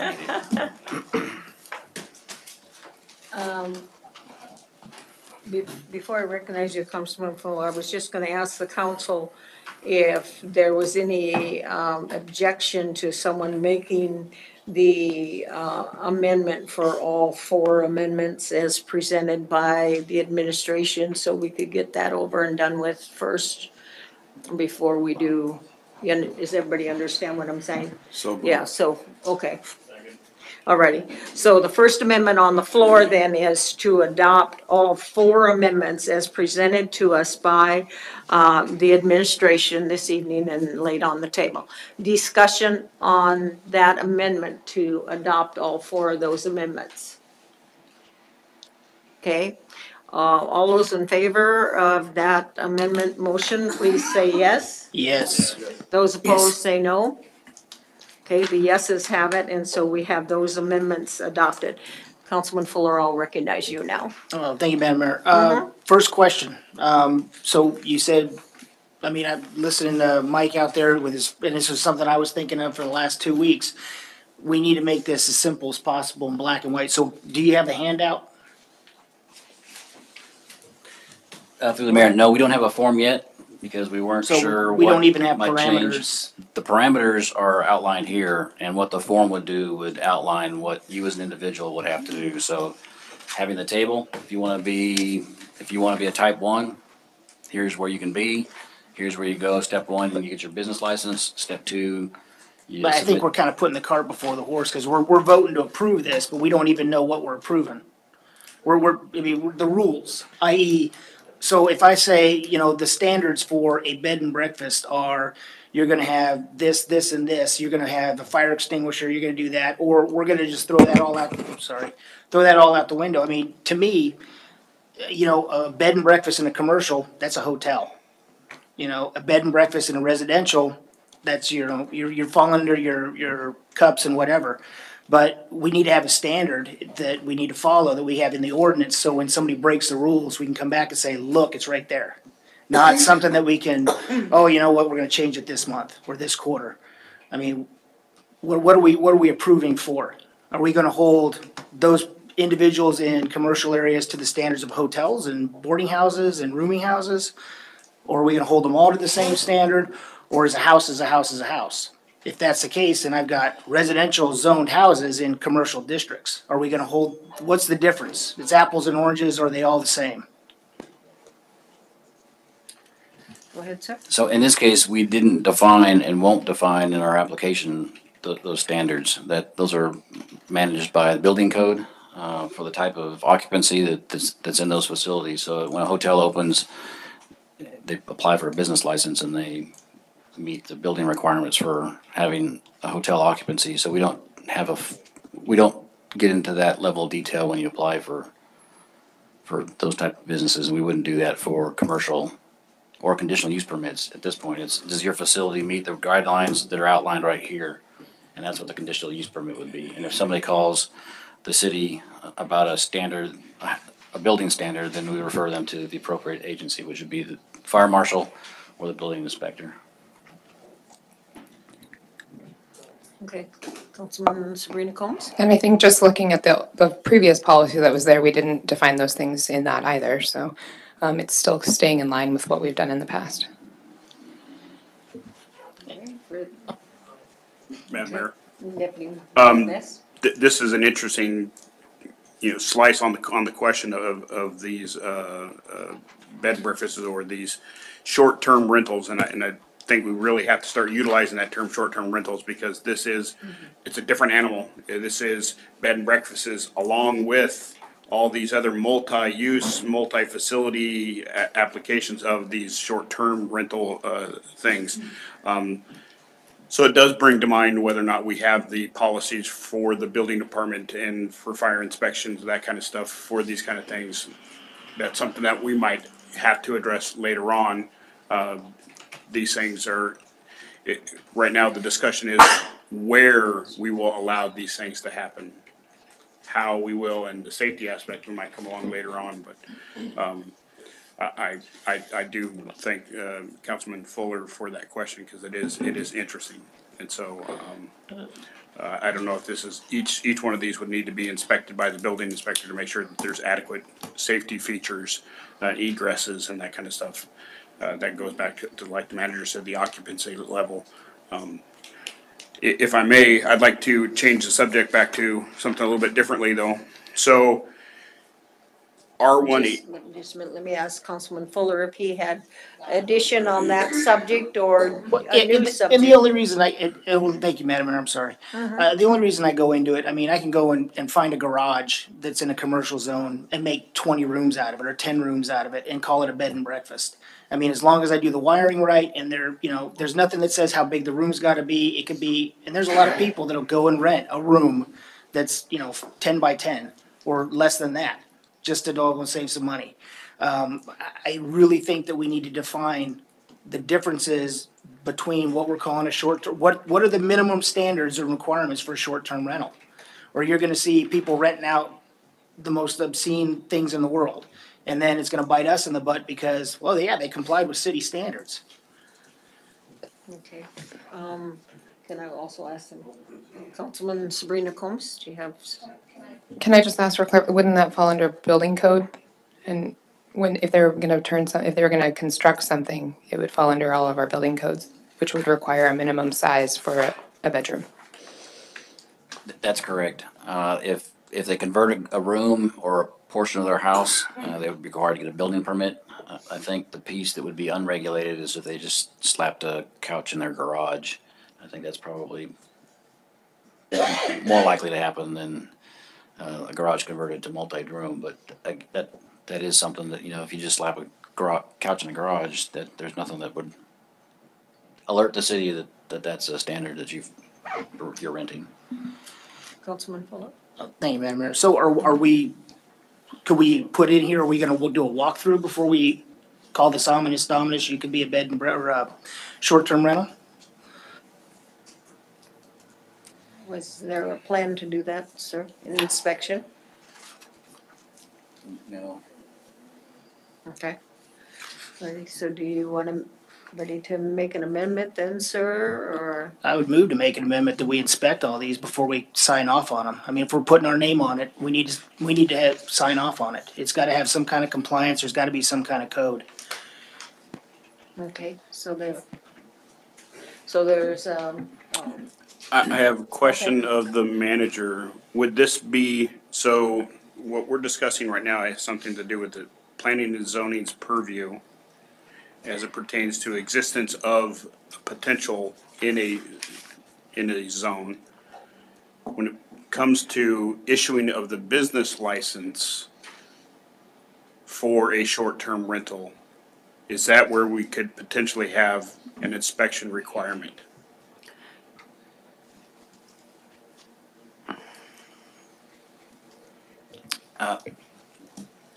I don't know. That may be a question that we'll have to work with the attorney. I don't know what our rights to enter homes are for that type of activity. We don't currently have anybody that would do those inspections now. So that would be the other piece of the requirements to conduct those inspections. If I may follow up, Madam Mayor? Sure. Well, right now, the building inspector inspects structures as to their occupancy level. And could we set a standard in there as well for fire extinguishers, egress, that kind of stuff, for that? I imagine that the council could. The building inspector inspects occupancy for new buildings to issue the occupancy permit. But there are no other further inspections on occupancy. There are inspections on what your building permit says. So if you're gonna convert a garage to something that's defined in building code, then he will inspect that, but he wouldn't inspect the rest of the house for occupancy. So it's to the building inspector inspects that, make sure that it meets building codes. So if we put it here, that wouldn't be part of the duties as a building inspector because there wouldn't be uniform building standards for him to apply in that case. Councilman Sabrina Combs? I just think, excuse me, we're getting in pretty dangerous ground entering people's homes to determine if a place looks nice enough to rent it. If they're zoned appropriately and they want to post on Airbnb that they have a couch for rent in their garage, I'm not really sure I see what the issue is. if it's zoned for that and they meet all the other requirements, we can't set a standard as to how nice it is on the inside, as long as they're meeting building code. Councilman Linda Combs? Thank you.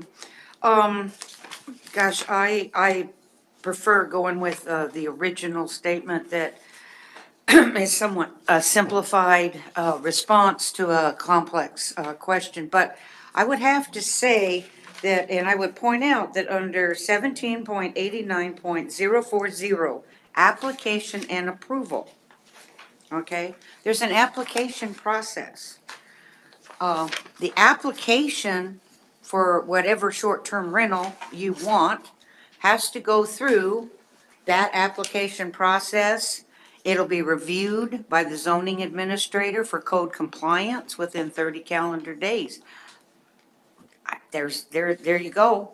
I mean, I'm comfortable with that. I think that they've actually addressed what you're talking about. I think before they can get any kind of, application signed off on, whether it's, they're gonna build 10 rooms in a garage or whatever, they gotta go through this application process, and that's gonna catch, in my opinion, that's gonna catch what you all are talking about now. Maybe it's just too simplified for, and I like that, but, correct me if I'm wrong, but that's what I think you were attempting to do with that particular section. Councilman Fuller? Hey, Madam Mayor, again, I see it says that, but what are we defining as code compliant for an R1 versus a commercial versus agricultural? I mean, a barn, for agricultural could be rented out realistically. The thing, what I'm trying to say is, what are we defining Well, one more time. agriculturally? Agricultural, you could rent out a space in a barn. I mean, the thing is, we don't, but what is the definition? What is the compliance? What is code compliant for a rented space? A rented room, so to speak. The hotel has it. Hotels, boarding houses, we have that. But what is it for this? Or are they the same? Councilman Carrington? I'm not as concerned for this because this looks like it's actually been thought out and plotted down, but a lot of what I think we're gonna have fun with is a lot of our contact comes in, is complaint driven. So what if you have a complaint about somebody, they're, a neighbor's claiming there's something happening, but if they haven't registered with us as having, if you have a complaint about a business, you go to the business. It's kind of a public place. You go and talk with the owner. But to me, I'm wondering, because then you're getting into someone's home and, it's not a public place, but it's doing something commercially. But yeah, so I'm just wondering how the complaint-driven part would happen. Councilman LaFrance, did you have some input? Yeah, I did. And I think we're looking at this in a way that's maybe not correct to the subject. I mean, we're talking about a disruptive innovation. This is what they've disrupted, right? We're used to hotels looking like one thing, having very set standards, very rigid standards that no longer apply in this more modern economy. Really, the onus is on the renter to give bad reviews. And that's the leverage that they have to say, you don't want to rent from this joker because it's a bed in their garage, right? And I would challenge us to think differently because this is happening in our community. And we can put up roadblocks to stop it from happening, and people will just keep renting out their bedrooms because it's a necessary service in our community. So I would challenge us to leave aside this idea that we're going to investigate and necessarily closely monitor the people that have opened their homes for this service, because that's not in line with what this technology is meant to do. And it is disruptive, and it is challenging for bodies like this, and I definitely recognize that. Did you have a follow-up, sir? Yes, Madam Mayor, thank you. And I'm not trying to dog and throw up a roadblock. What I'm trying to do is make this simple.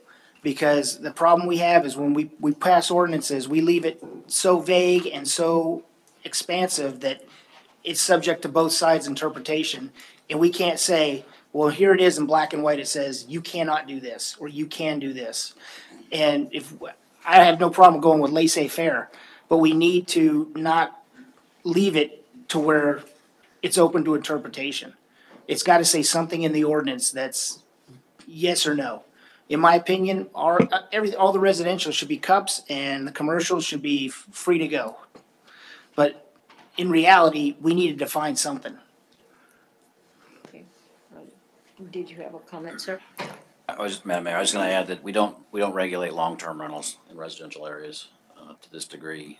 So the long versus short-term, we don't require, I mean, it's a rental, long versus short, we don't do that now for long-term, so I would be hesitant to impose it on short-term, but I understand your point. So then I come back, I'm sorry, Madam Mayor, thank you. Go ahead. I'm sorry. But I come back, then why are we doing this? I mean, this is, if we don't regulate long terms like this is somebody renting out his house for a day, a month, a couple months, a year. It's the same thing.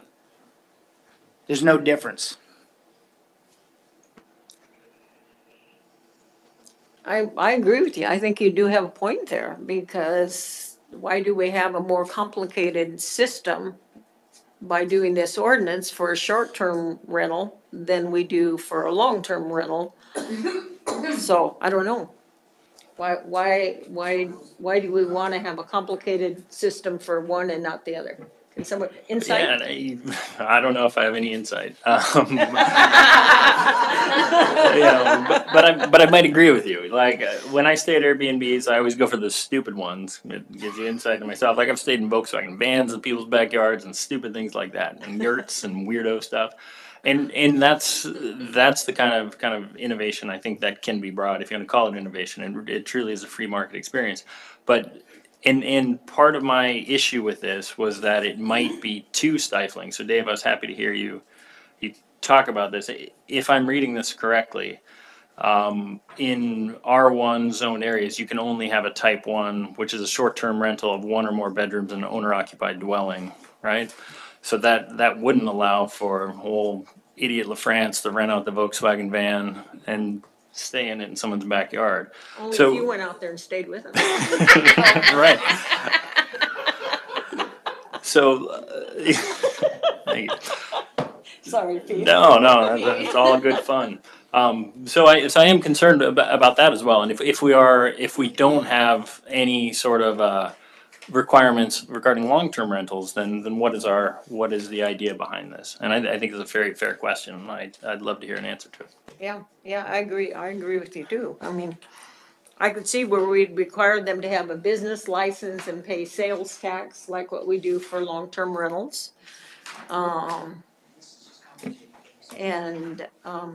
think where this really came from was the fact that in R1, people were starting to do this, and the people that owned houses in R1 did not want to have short-term rentals or bed and breakfasts in, because they bought it as an R1, and they didn't want it turned into an R1 with some additional rental parts going on in there.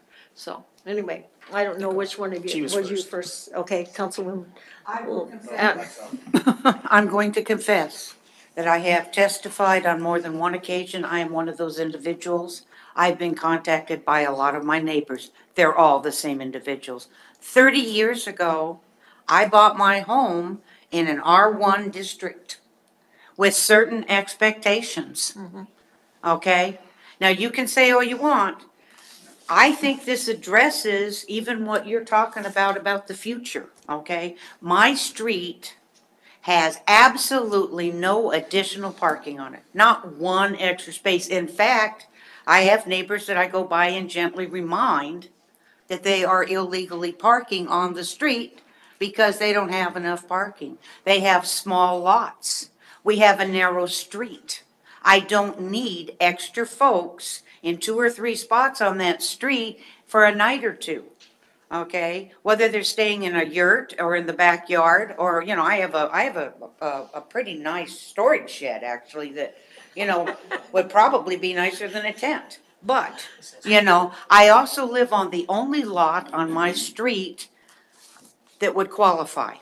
Because I happen to live on a piece of property that is, thanks to some help with calculations, is 20,037 square feet, okay? But for 30 years, I've expected the certain rules that come along with an R1 residence. And believe it or not, there's an awful lot of folks in this community that they have asked for this. That's why we've had 4 public hearings, for crying out loud. And that's why they wanted some definitions.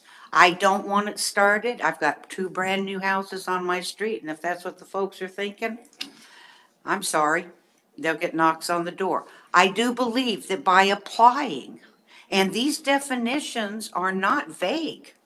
I kind of dislike the fact that that word's been used. I think a tremendous amount of work and thought has gone into this ordinance. I said it out in the hallway earlier, and I'll say it again. My husband and I read over this ordinance several times over the last several days. We both feel that it's one of the finest pieces of legislation that's come in front of this council in the last 17 years. It is flexible. There is flexibility built into it, so we can have some vision down the road, but the flexibility also allows that we're not going to be coming back and amending it every year. I think it's time to look at it with a different vision, There are people that are concerned. That doesn't mean they hate, a one night person, wanting to sleep in their van. I don't have a van, sorry, Pete. I have a long enough driveway, I could line up a whole bunch of cars even. I don't care to do that in my neighborhood. I don't care to see it in my neighborhood. And again, I'm hearing from other folks. So I think that's one thing you have to recognize is, again, 4 meetings. This is not something that's brand new, and it's also been talked about even before those 4 public meetings. Thank you.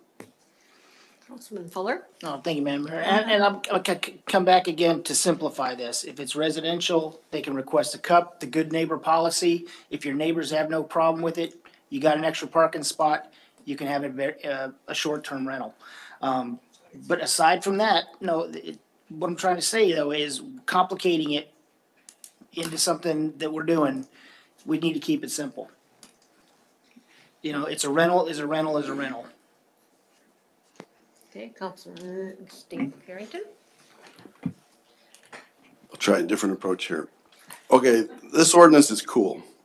Part of why it's cool is that we don't have much for hotels in town. So this is addressing a need that we have. And I've done a B&B, took my boy and we rode the train to a train stop and went to Portland and did a B&B.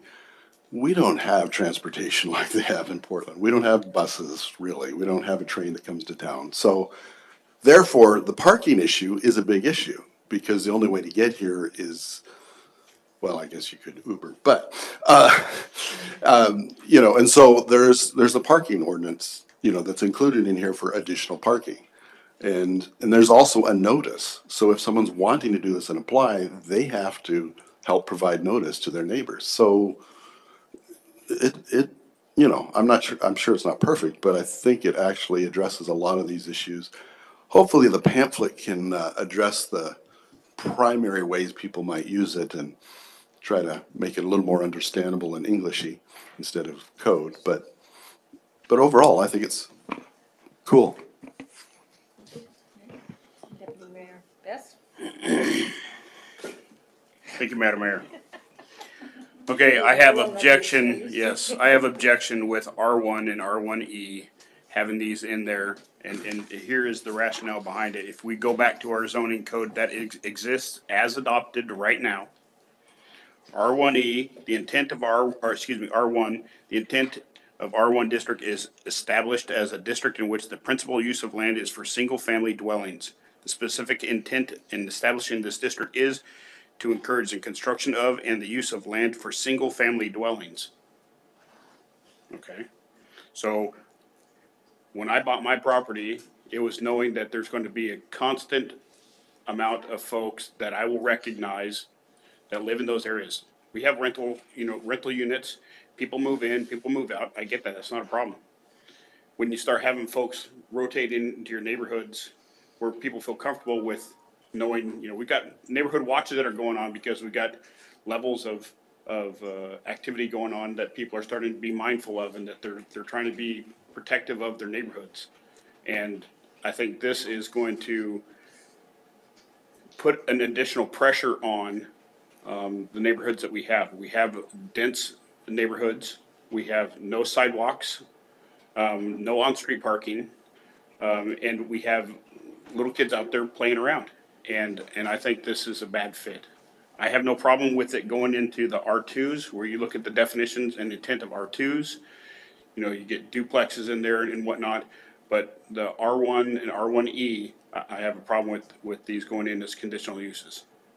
So do you have a motion then? Well, I'll let the conversation continue on. Okay, all right. Okay, does anyone want to address the point that Councilman, yes, sir, go ahead. Sure, I'll try a stab at that. My understanding of the code is that single family dwellings will be still in R1. I don't think that's changed. I mean, the fact that you might rent out an extra bedroom doesn't change the nature of the dwelling from single family to something else. And how this is written, which I actually don't particularly like, but I think it's protection in there because it only allows type 1, so it's not the whole house, right? So you're only renting a single bedroom or maybe 2 bedrooms in a house. You're not renting out the whole house. So the idea is that the owner will still be there. It'll still be a single family dwelling. You'll still have that continuity of ownership and someone there looking after things. They'll just have a bedroom available for rent. And maybe my neighborhood's different, but I really do think these parking concerns are overblown. I mean, you're talking about an additional car. I mean, like I said, maybe my neighborhood's different, but if we're not talking about every home becoming an Airbnb, full occupancy 100% of the time. So I would caution us to think about that. But lastly, and although I kind of disagree with only putting type 1 and R1, I do think it is smart because one of the complaints that I have heard about Airbnbs kind of taking over towns is that it does drive up rental prices for long-term rentals. But I think how this is written, we won't see that issue in here because we won't see whole houses being rented out for short-term rentals. We'll just see single bedrooms. So I might have issues with it, but I understand the insight into doing it like that. So I think I wouldn't want to see us pulling out R1 simply because we are just talking about a single bedroom or 2, not the whole home. Further discussion regarding this topic? Madam Mayor? Uh-huh. I will go on to continue to read the intent of R1. To discourage any use which would generate traffic on minor streets other than normal traffic to serve dwellings on these streets. To discourage any use which, because of character or size, would create requirements and cost to public services such as police, fire protection, water, sewers, substantially in excess of such requirements and costs the district would develop solely for single-family dwellings.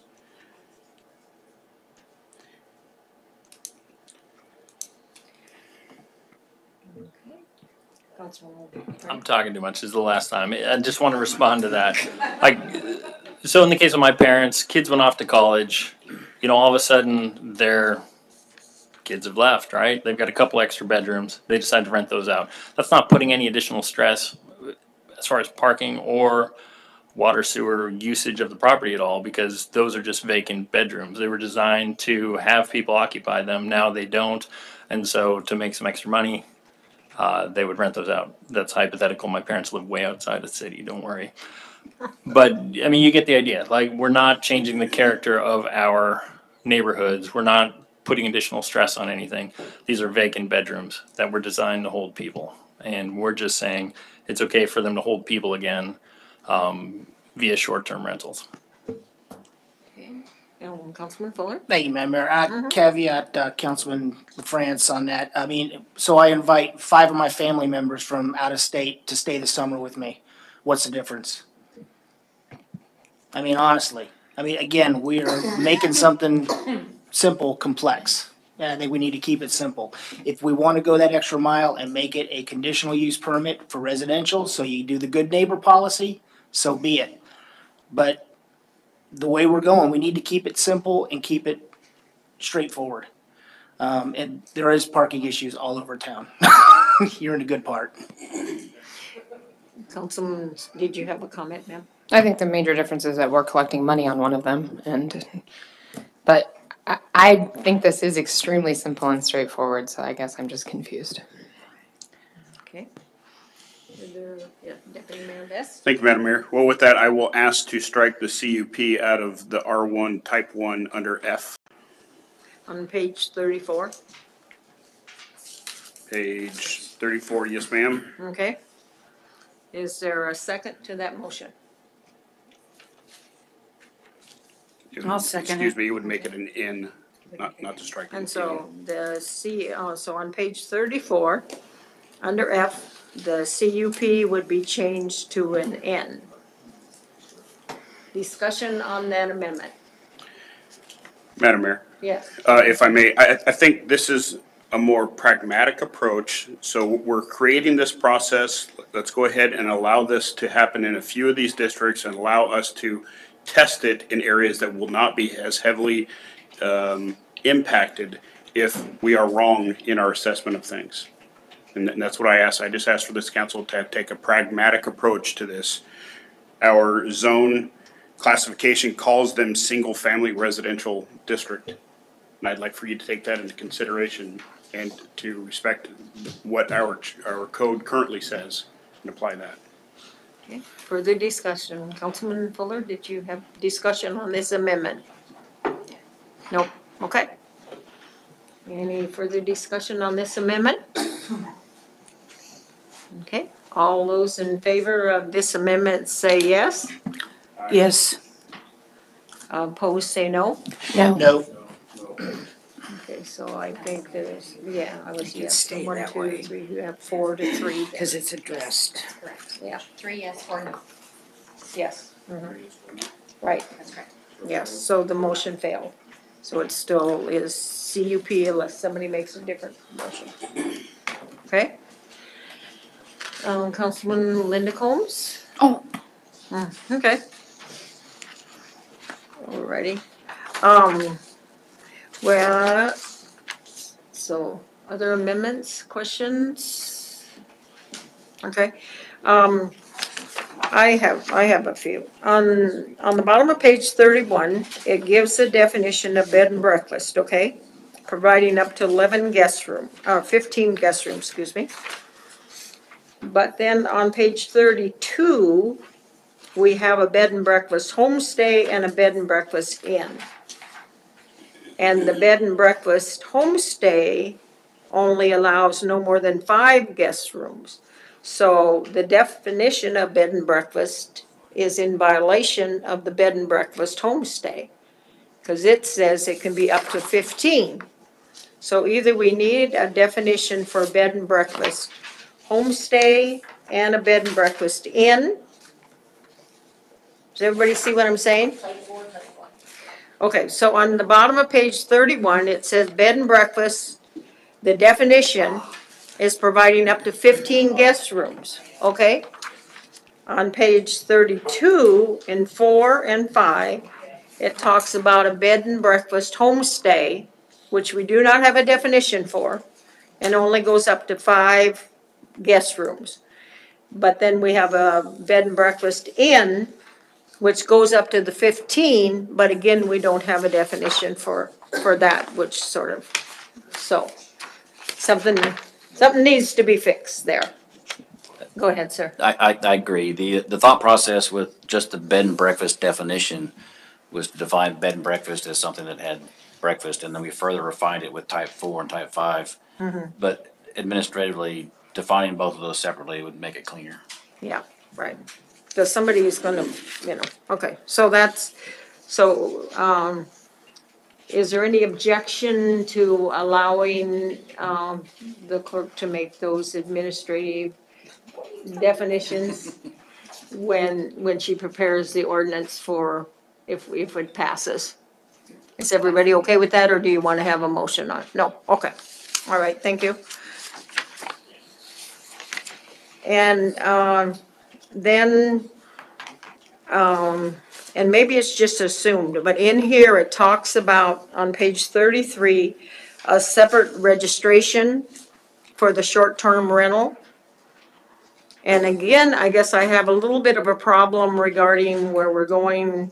To me, we're intermixing, again, the definition of a short-term rental and a bed and breakfast. You see what I'm saying? Can you clarify which letter you're talking about Well, on page just, 33?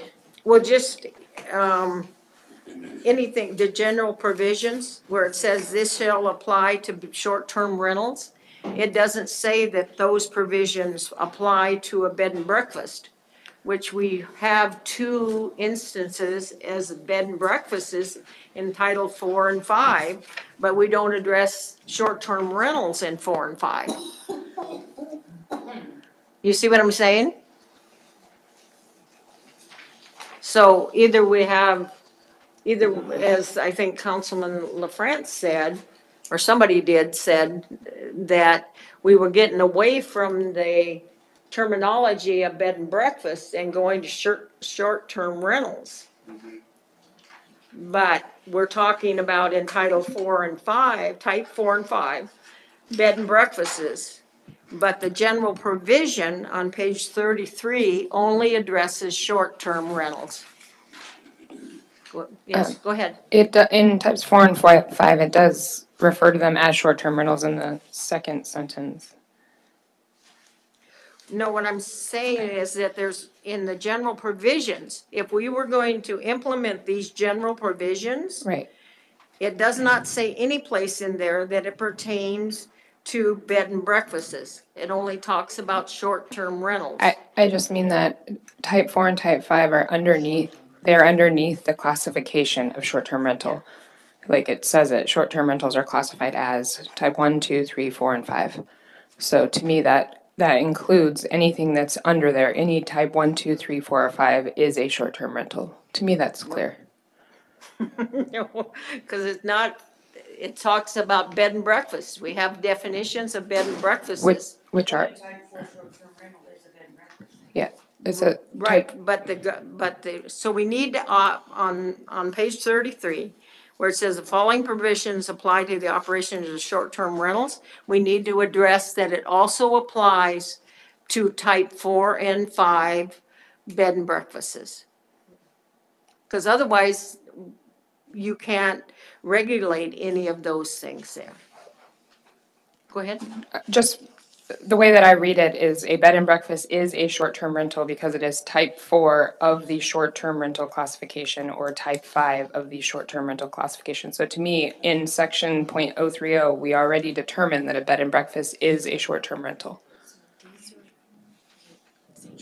Okay. Okay. It's just, I mean, you could put it on there but it would be redundant. But Okay. if you want it to be more clear, it wouldn't hurt anything. Okay. Yeah, whichever way. And also under the general provision, it talks about a separate registration. I didn't see in here any place where it required a business license, and I would assume that must be a separate someplace, or doesn't talk about sales tax being collected. I know that's assumed, but go ahead, sir. So the business license applies not to the building, but to the operator. So if it's like landlords, these are landlords, so they fall into the same classification in our business license ordinance. So that would be short-term rental shall conform to all applicable codes, laws, and regulations. So in this case, that they have to follow other codes. Okay, so that, and D, you're saying that covers the business license and the That sales would be part of the tax? codes, yes. Okay, So they good. get a business license, then they have to pay a sales tax, so it follows on. Okay, okay. And if a person has regular long-term rentals and now they're gonna have short-term rentals in a different facility, they need to have the separate registration for the short term, even though they have a business license. Will they require another business license for the, or can it run all under the same business license? It would run under the same business Okay. license because it's the same category. Okay, However, if have a business license to sell widgets, this would be a different category and they potentially need to have a different business but if it's license. long-term rentals, if they have a If they're a business landlord with license business already license for for property long-term, management, yes. it would just come underneath that. Okay, good. Okay, But they still have to report the taxes differently. okay. And on E, there on page 33, it says for registration, no, additional notice requirements for registration and registration renewals. Is every year a renewal, or is it once they have it, then they would just, like with a business license, you just apply for it again? You see what I'm saying? So do they have to go through that notice requirements? So they get it now, they get the license now, or the registration now. January 1, it comes time for them to get, they're gonna have to go through this same procedure again? Yes, that's the registration renewal piece. So where they have to notify these people? Yes, So they're gonna have to do that every year if they're gonna continue to operate. if they're gonna continue to operate. And that, in this situation, you're requiring it to be from the applicant. But in any other public planning and zoning variance or change or anything like that, we do it, the city does it, instead of requiring the applicant to do it. And That's so what's the philosophy regarding that? Because in this case, it's because the applicant is applying for a specific permit for their area. Notification process wasn't for 1,200 feet; it was for their neighbors left and right. Right? So that's why we thought it would be, let's put the onus on the applicant to have the discussion with their neighbors as opposed to mailing out notices and we're the third party collecting those notices and then providing it to the applicant saying your folks have said no. So it's part of the application process that they have to do this. Okay, and that refers to every short-term rental, no matter what district, what zoning they're in. No, that is for type 1, type 2, or type 4.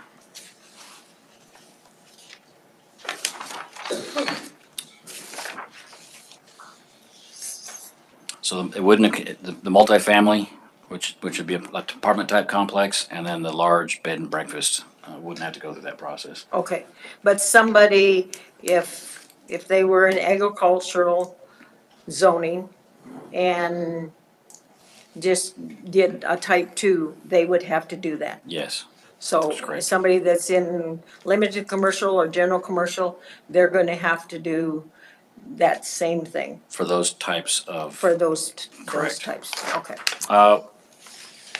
Correct. Is that under, yes, that's a general provision, so that, yes, they would. Yeah, it's a general, okay. Alrighty, On condition use. Madam Mayor. yes, And the notification by the applicant. It's not gonna be public record, it's not gonna be people getting out and being able to voice their opinions, and how do we know what the information is being brought back, and, yeah, are they just gonna come back to us and say, yes, I talked to all my, absolutely, and Or so neighbors like, and I mean, they're you fine? you put a couple of bed and breakfasts in the middle of my neighborhood, you know, there's 80 houses. And those bed and breakfasts could have impact on our traffic, and I think it's germane for us to have those conversations at the public forum so that we can have a discussion about the impacts on traffic, pedestrian ways, everything that's gonna be impacted. And from what I read in this, in E, that it's just something they do and they come back and say, yes, I've done it. And then we wait for the complaint to come that they actually never did it. Or people told them no, but they wanted to do it, so they told us yes, Yeah, it right? puts us back into starting to be enforcement versus compliance. Right. Councilman Sabrina Combs? But the the possibility of that happening to me is impossible because if it's in your neighborhood, there's no way that it could be a bed and breakfast. You live in a residential area, so it's automatic no. So no one's going in your 80 house neighborhood, they're not going to build a bed and breakfast. The what? If I can clarify what I said earlier, that only applies to R1 and 2 residential zoning. So would your question about would it Let me apply just- in commercial limited? No, it wouldn't, because Okay, the notification process for this registration under E is for R1 and R2 zoning districts, okay, but not R1E, not as defined currently here. but yet that's a conditional use Yes. permit, so it seems like that should be included. Right? I mean, why would it not be included? Is this oversight, or what, was there some thought behind it? I'm gonna have to call the director up on this one. Why was R1E left out of that? To answer Richard's question, it's a CUP, so it will be noticed for 1,200 feet, and additionally, there will be additional requirements is for notification of individuals Right, judging from this criteria. right, but also, R1E is an oversight, you're right, that's. okay, so we do need to have an R1E added in there. Okay, so is there any objections to adding we're on page 33. And on the second line, where it says, Palmer Municipal Code 17.89.030 in R1, comma, R1E, comma, and R2 residential zoning. Is there any objections to adding that? This is the R1E. Yes. Yeah. So is there any objections to adding that in there? Upon the recommendation of the Director of Community Development. Okay. Can we get do you mind doing a formal? You want a motion? Yes, please. Okay. Somebody want to make the motion, or I'm going to make the motion? So moved. Second. Okay. You made the motion, I guess, now we gotta. No, that's fine. Let Sabrina and Linda make the motion in second. Okay. And if I could. Discussion on this item to be added. Okay. All those in favor, please say yes. Yes. Those opposed say no. Okay, the yeses have it, and you have your motion, I Madam do, Clerk. thank you. Okay. Do you have So, some just other to clarify the questions? notification process, so there's notification under CUP, which is our normal CUP, and this is additional. In addition to CUP, so okay. that's just to And at clarify what that. point is this done? That's part of is- the application process. So that would, So that would be done before you would go to the CUP? correct. Okay. Okay, all right. Everybody understand that? Okay. So we have a number of amendments and further understanding. Is the council ready? Do you want a motion also on making the definitions, changing the definition on the bottom of page 31, bed and breakfast, to include the bed and breakfast homestay and the bed and breakfast inn, I to would clarify like- that? Yeah, just Okay. to make it very clear. here in the minutes. So moved. Okay, Second. okay, all right. Thank you. Alrighty, so we're back to one of the first points that I made on the bottom of page 31, where it talks about just a bed and breakfast and the definition. To add the definition for a type 4 bed and breakfast homestay and a type 5 bed and breakfast inn. So there's a distinction regarding the number of rooms. And it's been moved and seconded. Okay, all those in favor, please say yes. Yes. Yes. Those opposed say no. Okay, the yeses have it. Now, are there any other amendments that anybody would like to make? I was just gonna Go ahead. bring up, where do additional dwelling, units fall on us? Additional dwelling unit Like a, mother-in-law, would be a whatever. separate. A separate building on the lot. Okay, okay. Do we have an answer for Councilman Fuller? Currently, under accessory dwellings, accessory dwellings aren't to be rented. So that will be addressed when we address accessory dwelling units in the future.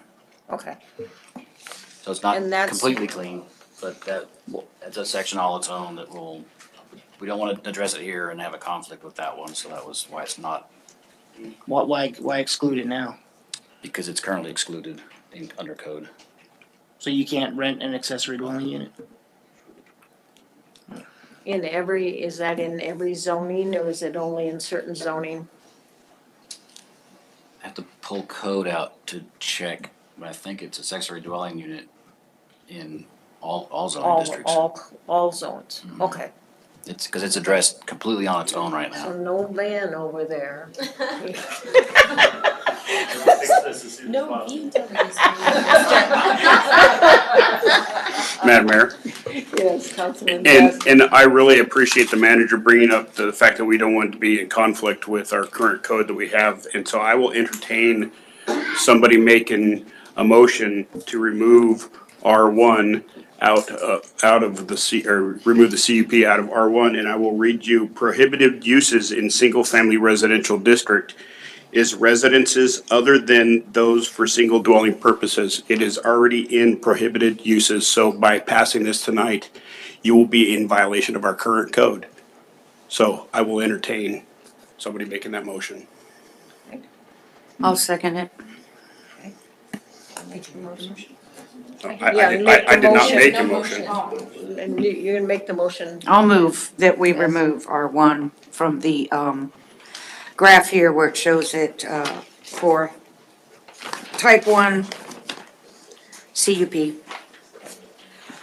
So the only other thing that, another option would be, Make it to no. So basically, we're back to that, doing that. yeah, that would be changed to a no.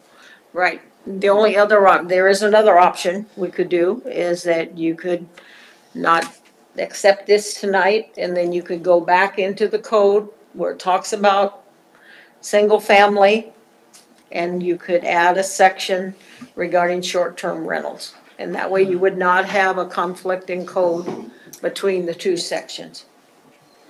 Councilman LaFrance? Sorry, I said I was going to talk again, but as Councilman Best read the code, I don't see a conflict at all in the code. It's still a single-family residence. It's not changing the nature of the dwelling whatsoever. It's just saying that if you have an extra bedroom, you can rent it if you follow these steps. So I disagree with the premise of that objection. Okay. Councilman Fuller? Thank you, Madam Mayor. Caveat that, we have examples throughout town of CUPs in R1 that are daycares and other huyas, but daycares are the ones I know of. So I mean, it's not prohibitive. We've already approved it. We've burned that bridge and set that standard. I think childcares are allowed under Yes, R1. yeah, under conditional Yeah. uses, they are currently, but our language, and we have to utilize our code that we have existing already. Right. Prohibited uses and structures in the R1 districts are all uses and structures not specified as permitted outright, including without limitation the following, and that one was the following. Right. So again, if we pass this tonight, we are in conflict with our code. Further discussion, comments?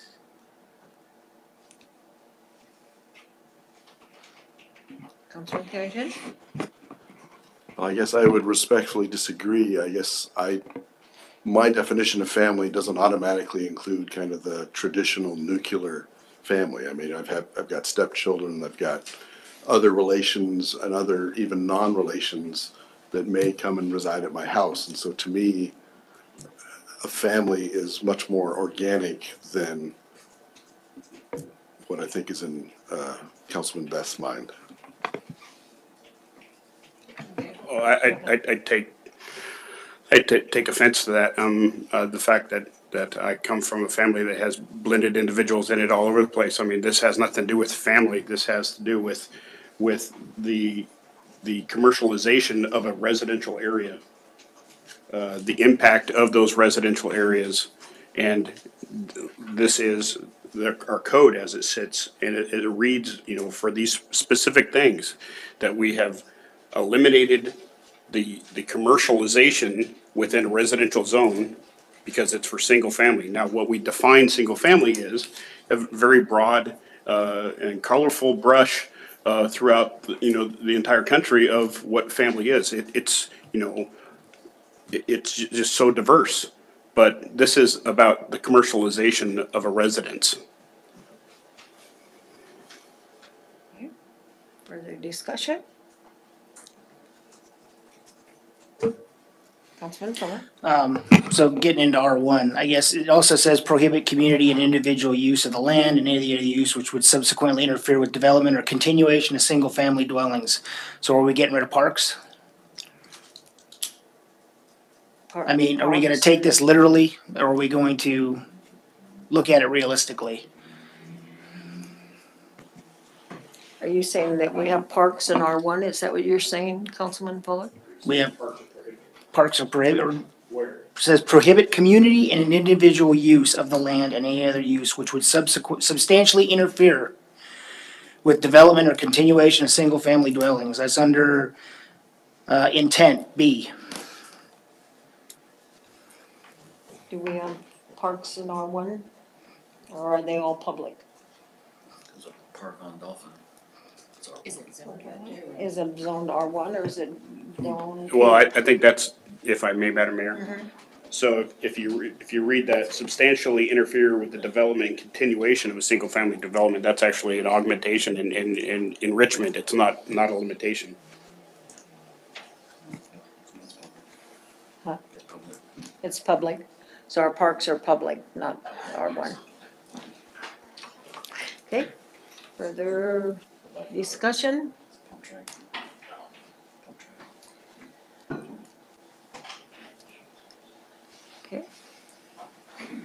So are you still looking stuff up, Councilman Carrington, or?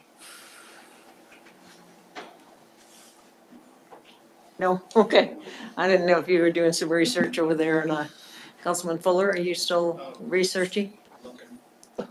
Looking? Okay. Madam Mayor, I'd be willing to take 5. Yeah, do you want to take 5 minutes and so you can do something? Okay, we'll go ahead and take a recess for 5 minutes.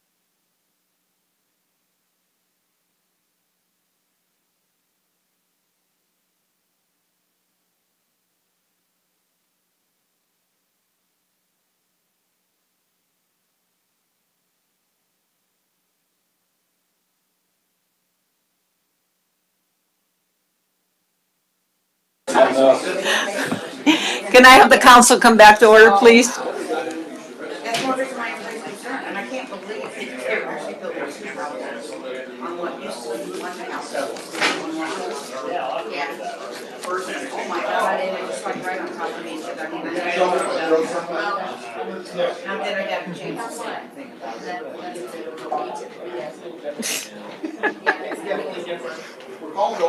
We're calling the council back to order. You have to pick up Councilman Carrington's trash, littering.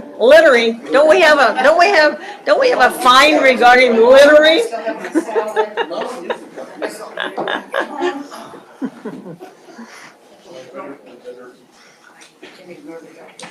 10 minutes, we start right now. Okay. I'm gonna go ahead and call the council back to order from, our break. And so we have an amendment on the floor. Is there further discussion on that amendment? Madam Mayor, may I ask that the amendment be reread? Sure. The amendment that I have on the floor is primary amendment number 5, made by Councilmember Linda Combs and seconded by Deputy Mayor Richard Best, to change the R1 Type 1 from CUP to not permitted. And that is shown on the screen right now. Thank you. You're welcome. Okay, further questions or comments? Okay, Councilman Carrington? Well, while I will probably continue to differ with Councilman Best on some of these matters, including the perspective of where we are right now, I guess I can be convinced that maybe we can slow down the commercialization of R1. So I can see myself voting in favor of this amendment. Thank you. Further discussion? Okay, so the amendment on the floor is to remove the CUP on page 34 under type 1, R1 to an N. All those in favor, please say yes. Yes. Yes. Opposed, no? No. Okay, so it's 4-3, so it passes this time. Is there any further amendments on this ordinance? Councilman Fuller. Thank you, Madam Mayor. So looking at R1, single-family dwelling, instead of going type 1, I would move that we make a type 2 under CUP for R1. This just goes from owner occupied to they rent the whole house. I'll second. Okay, so on page 34, you are removing the N under type 2, right? Yes, ma'am. And changing it to CUP. Okay. Is there discussion on that motion? I have some. That makes a ton of sense. Thanks. Okay. Further, It's still the same conflict, Madam Mayor. okay, Madam Mayor, yes, I would just like clarification on how it's the same conflict when it's just a different family living in the same house. It's just, it's the same thing. If I may, Madam Mayor, this is for up to 30 days rentals of these houses. This isn't, somebody renting off their house for while their snowbirds going off for 6 months. This is up to 30 days. So these are gonna be short-term rentals, 3, 4, 5 days, weekend, that kind of stuff. Councilman Fuller, you had your light on. Thank you, Madam Mayor. Nowhere in R1 is there a specified time limit on how long you can rent your dwelling. I mean, you can rent it's your property. You can do with it as you please as long as you follow the rules. And there's nothing that says, and I don't even think the city can dictate to you how long you can rent your property out. I mean, you're renting it out to somebody else. Okay, Councilwoman Sabrina Combs, did you have a comment? No, okay. Any further comments on that amendment?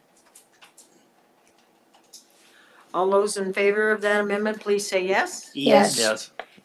Opposed, say no. No. No. Okay, no. So that motion fails.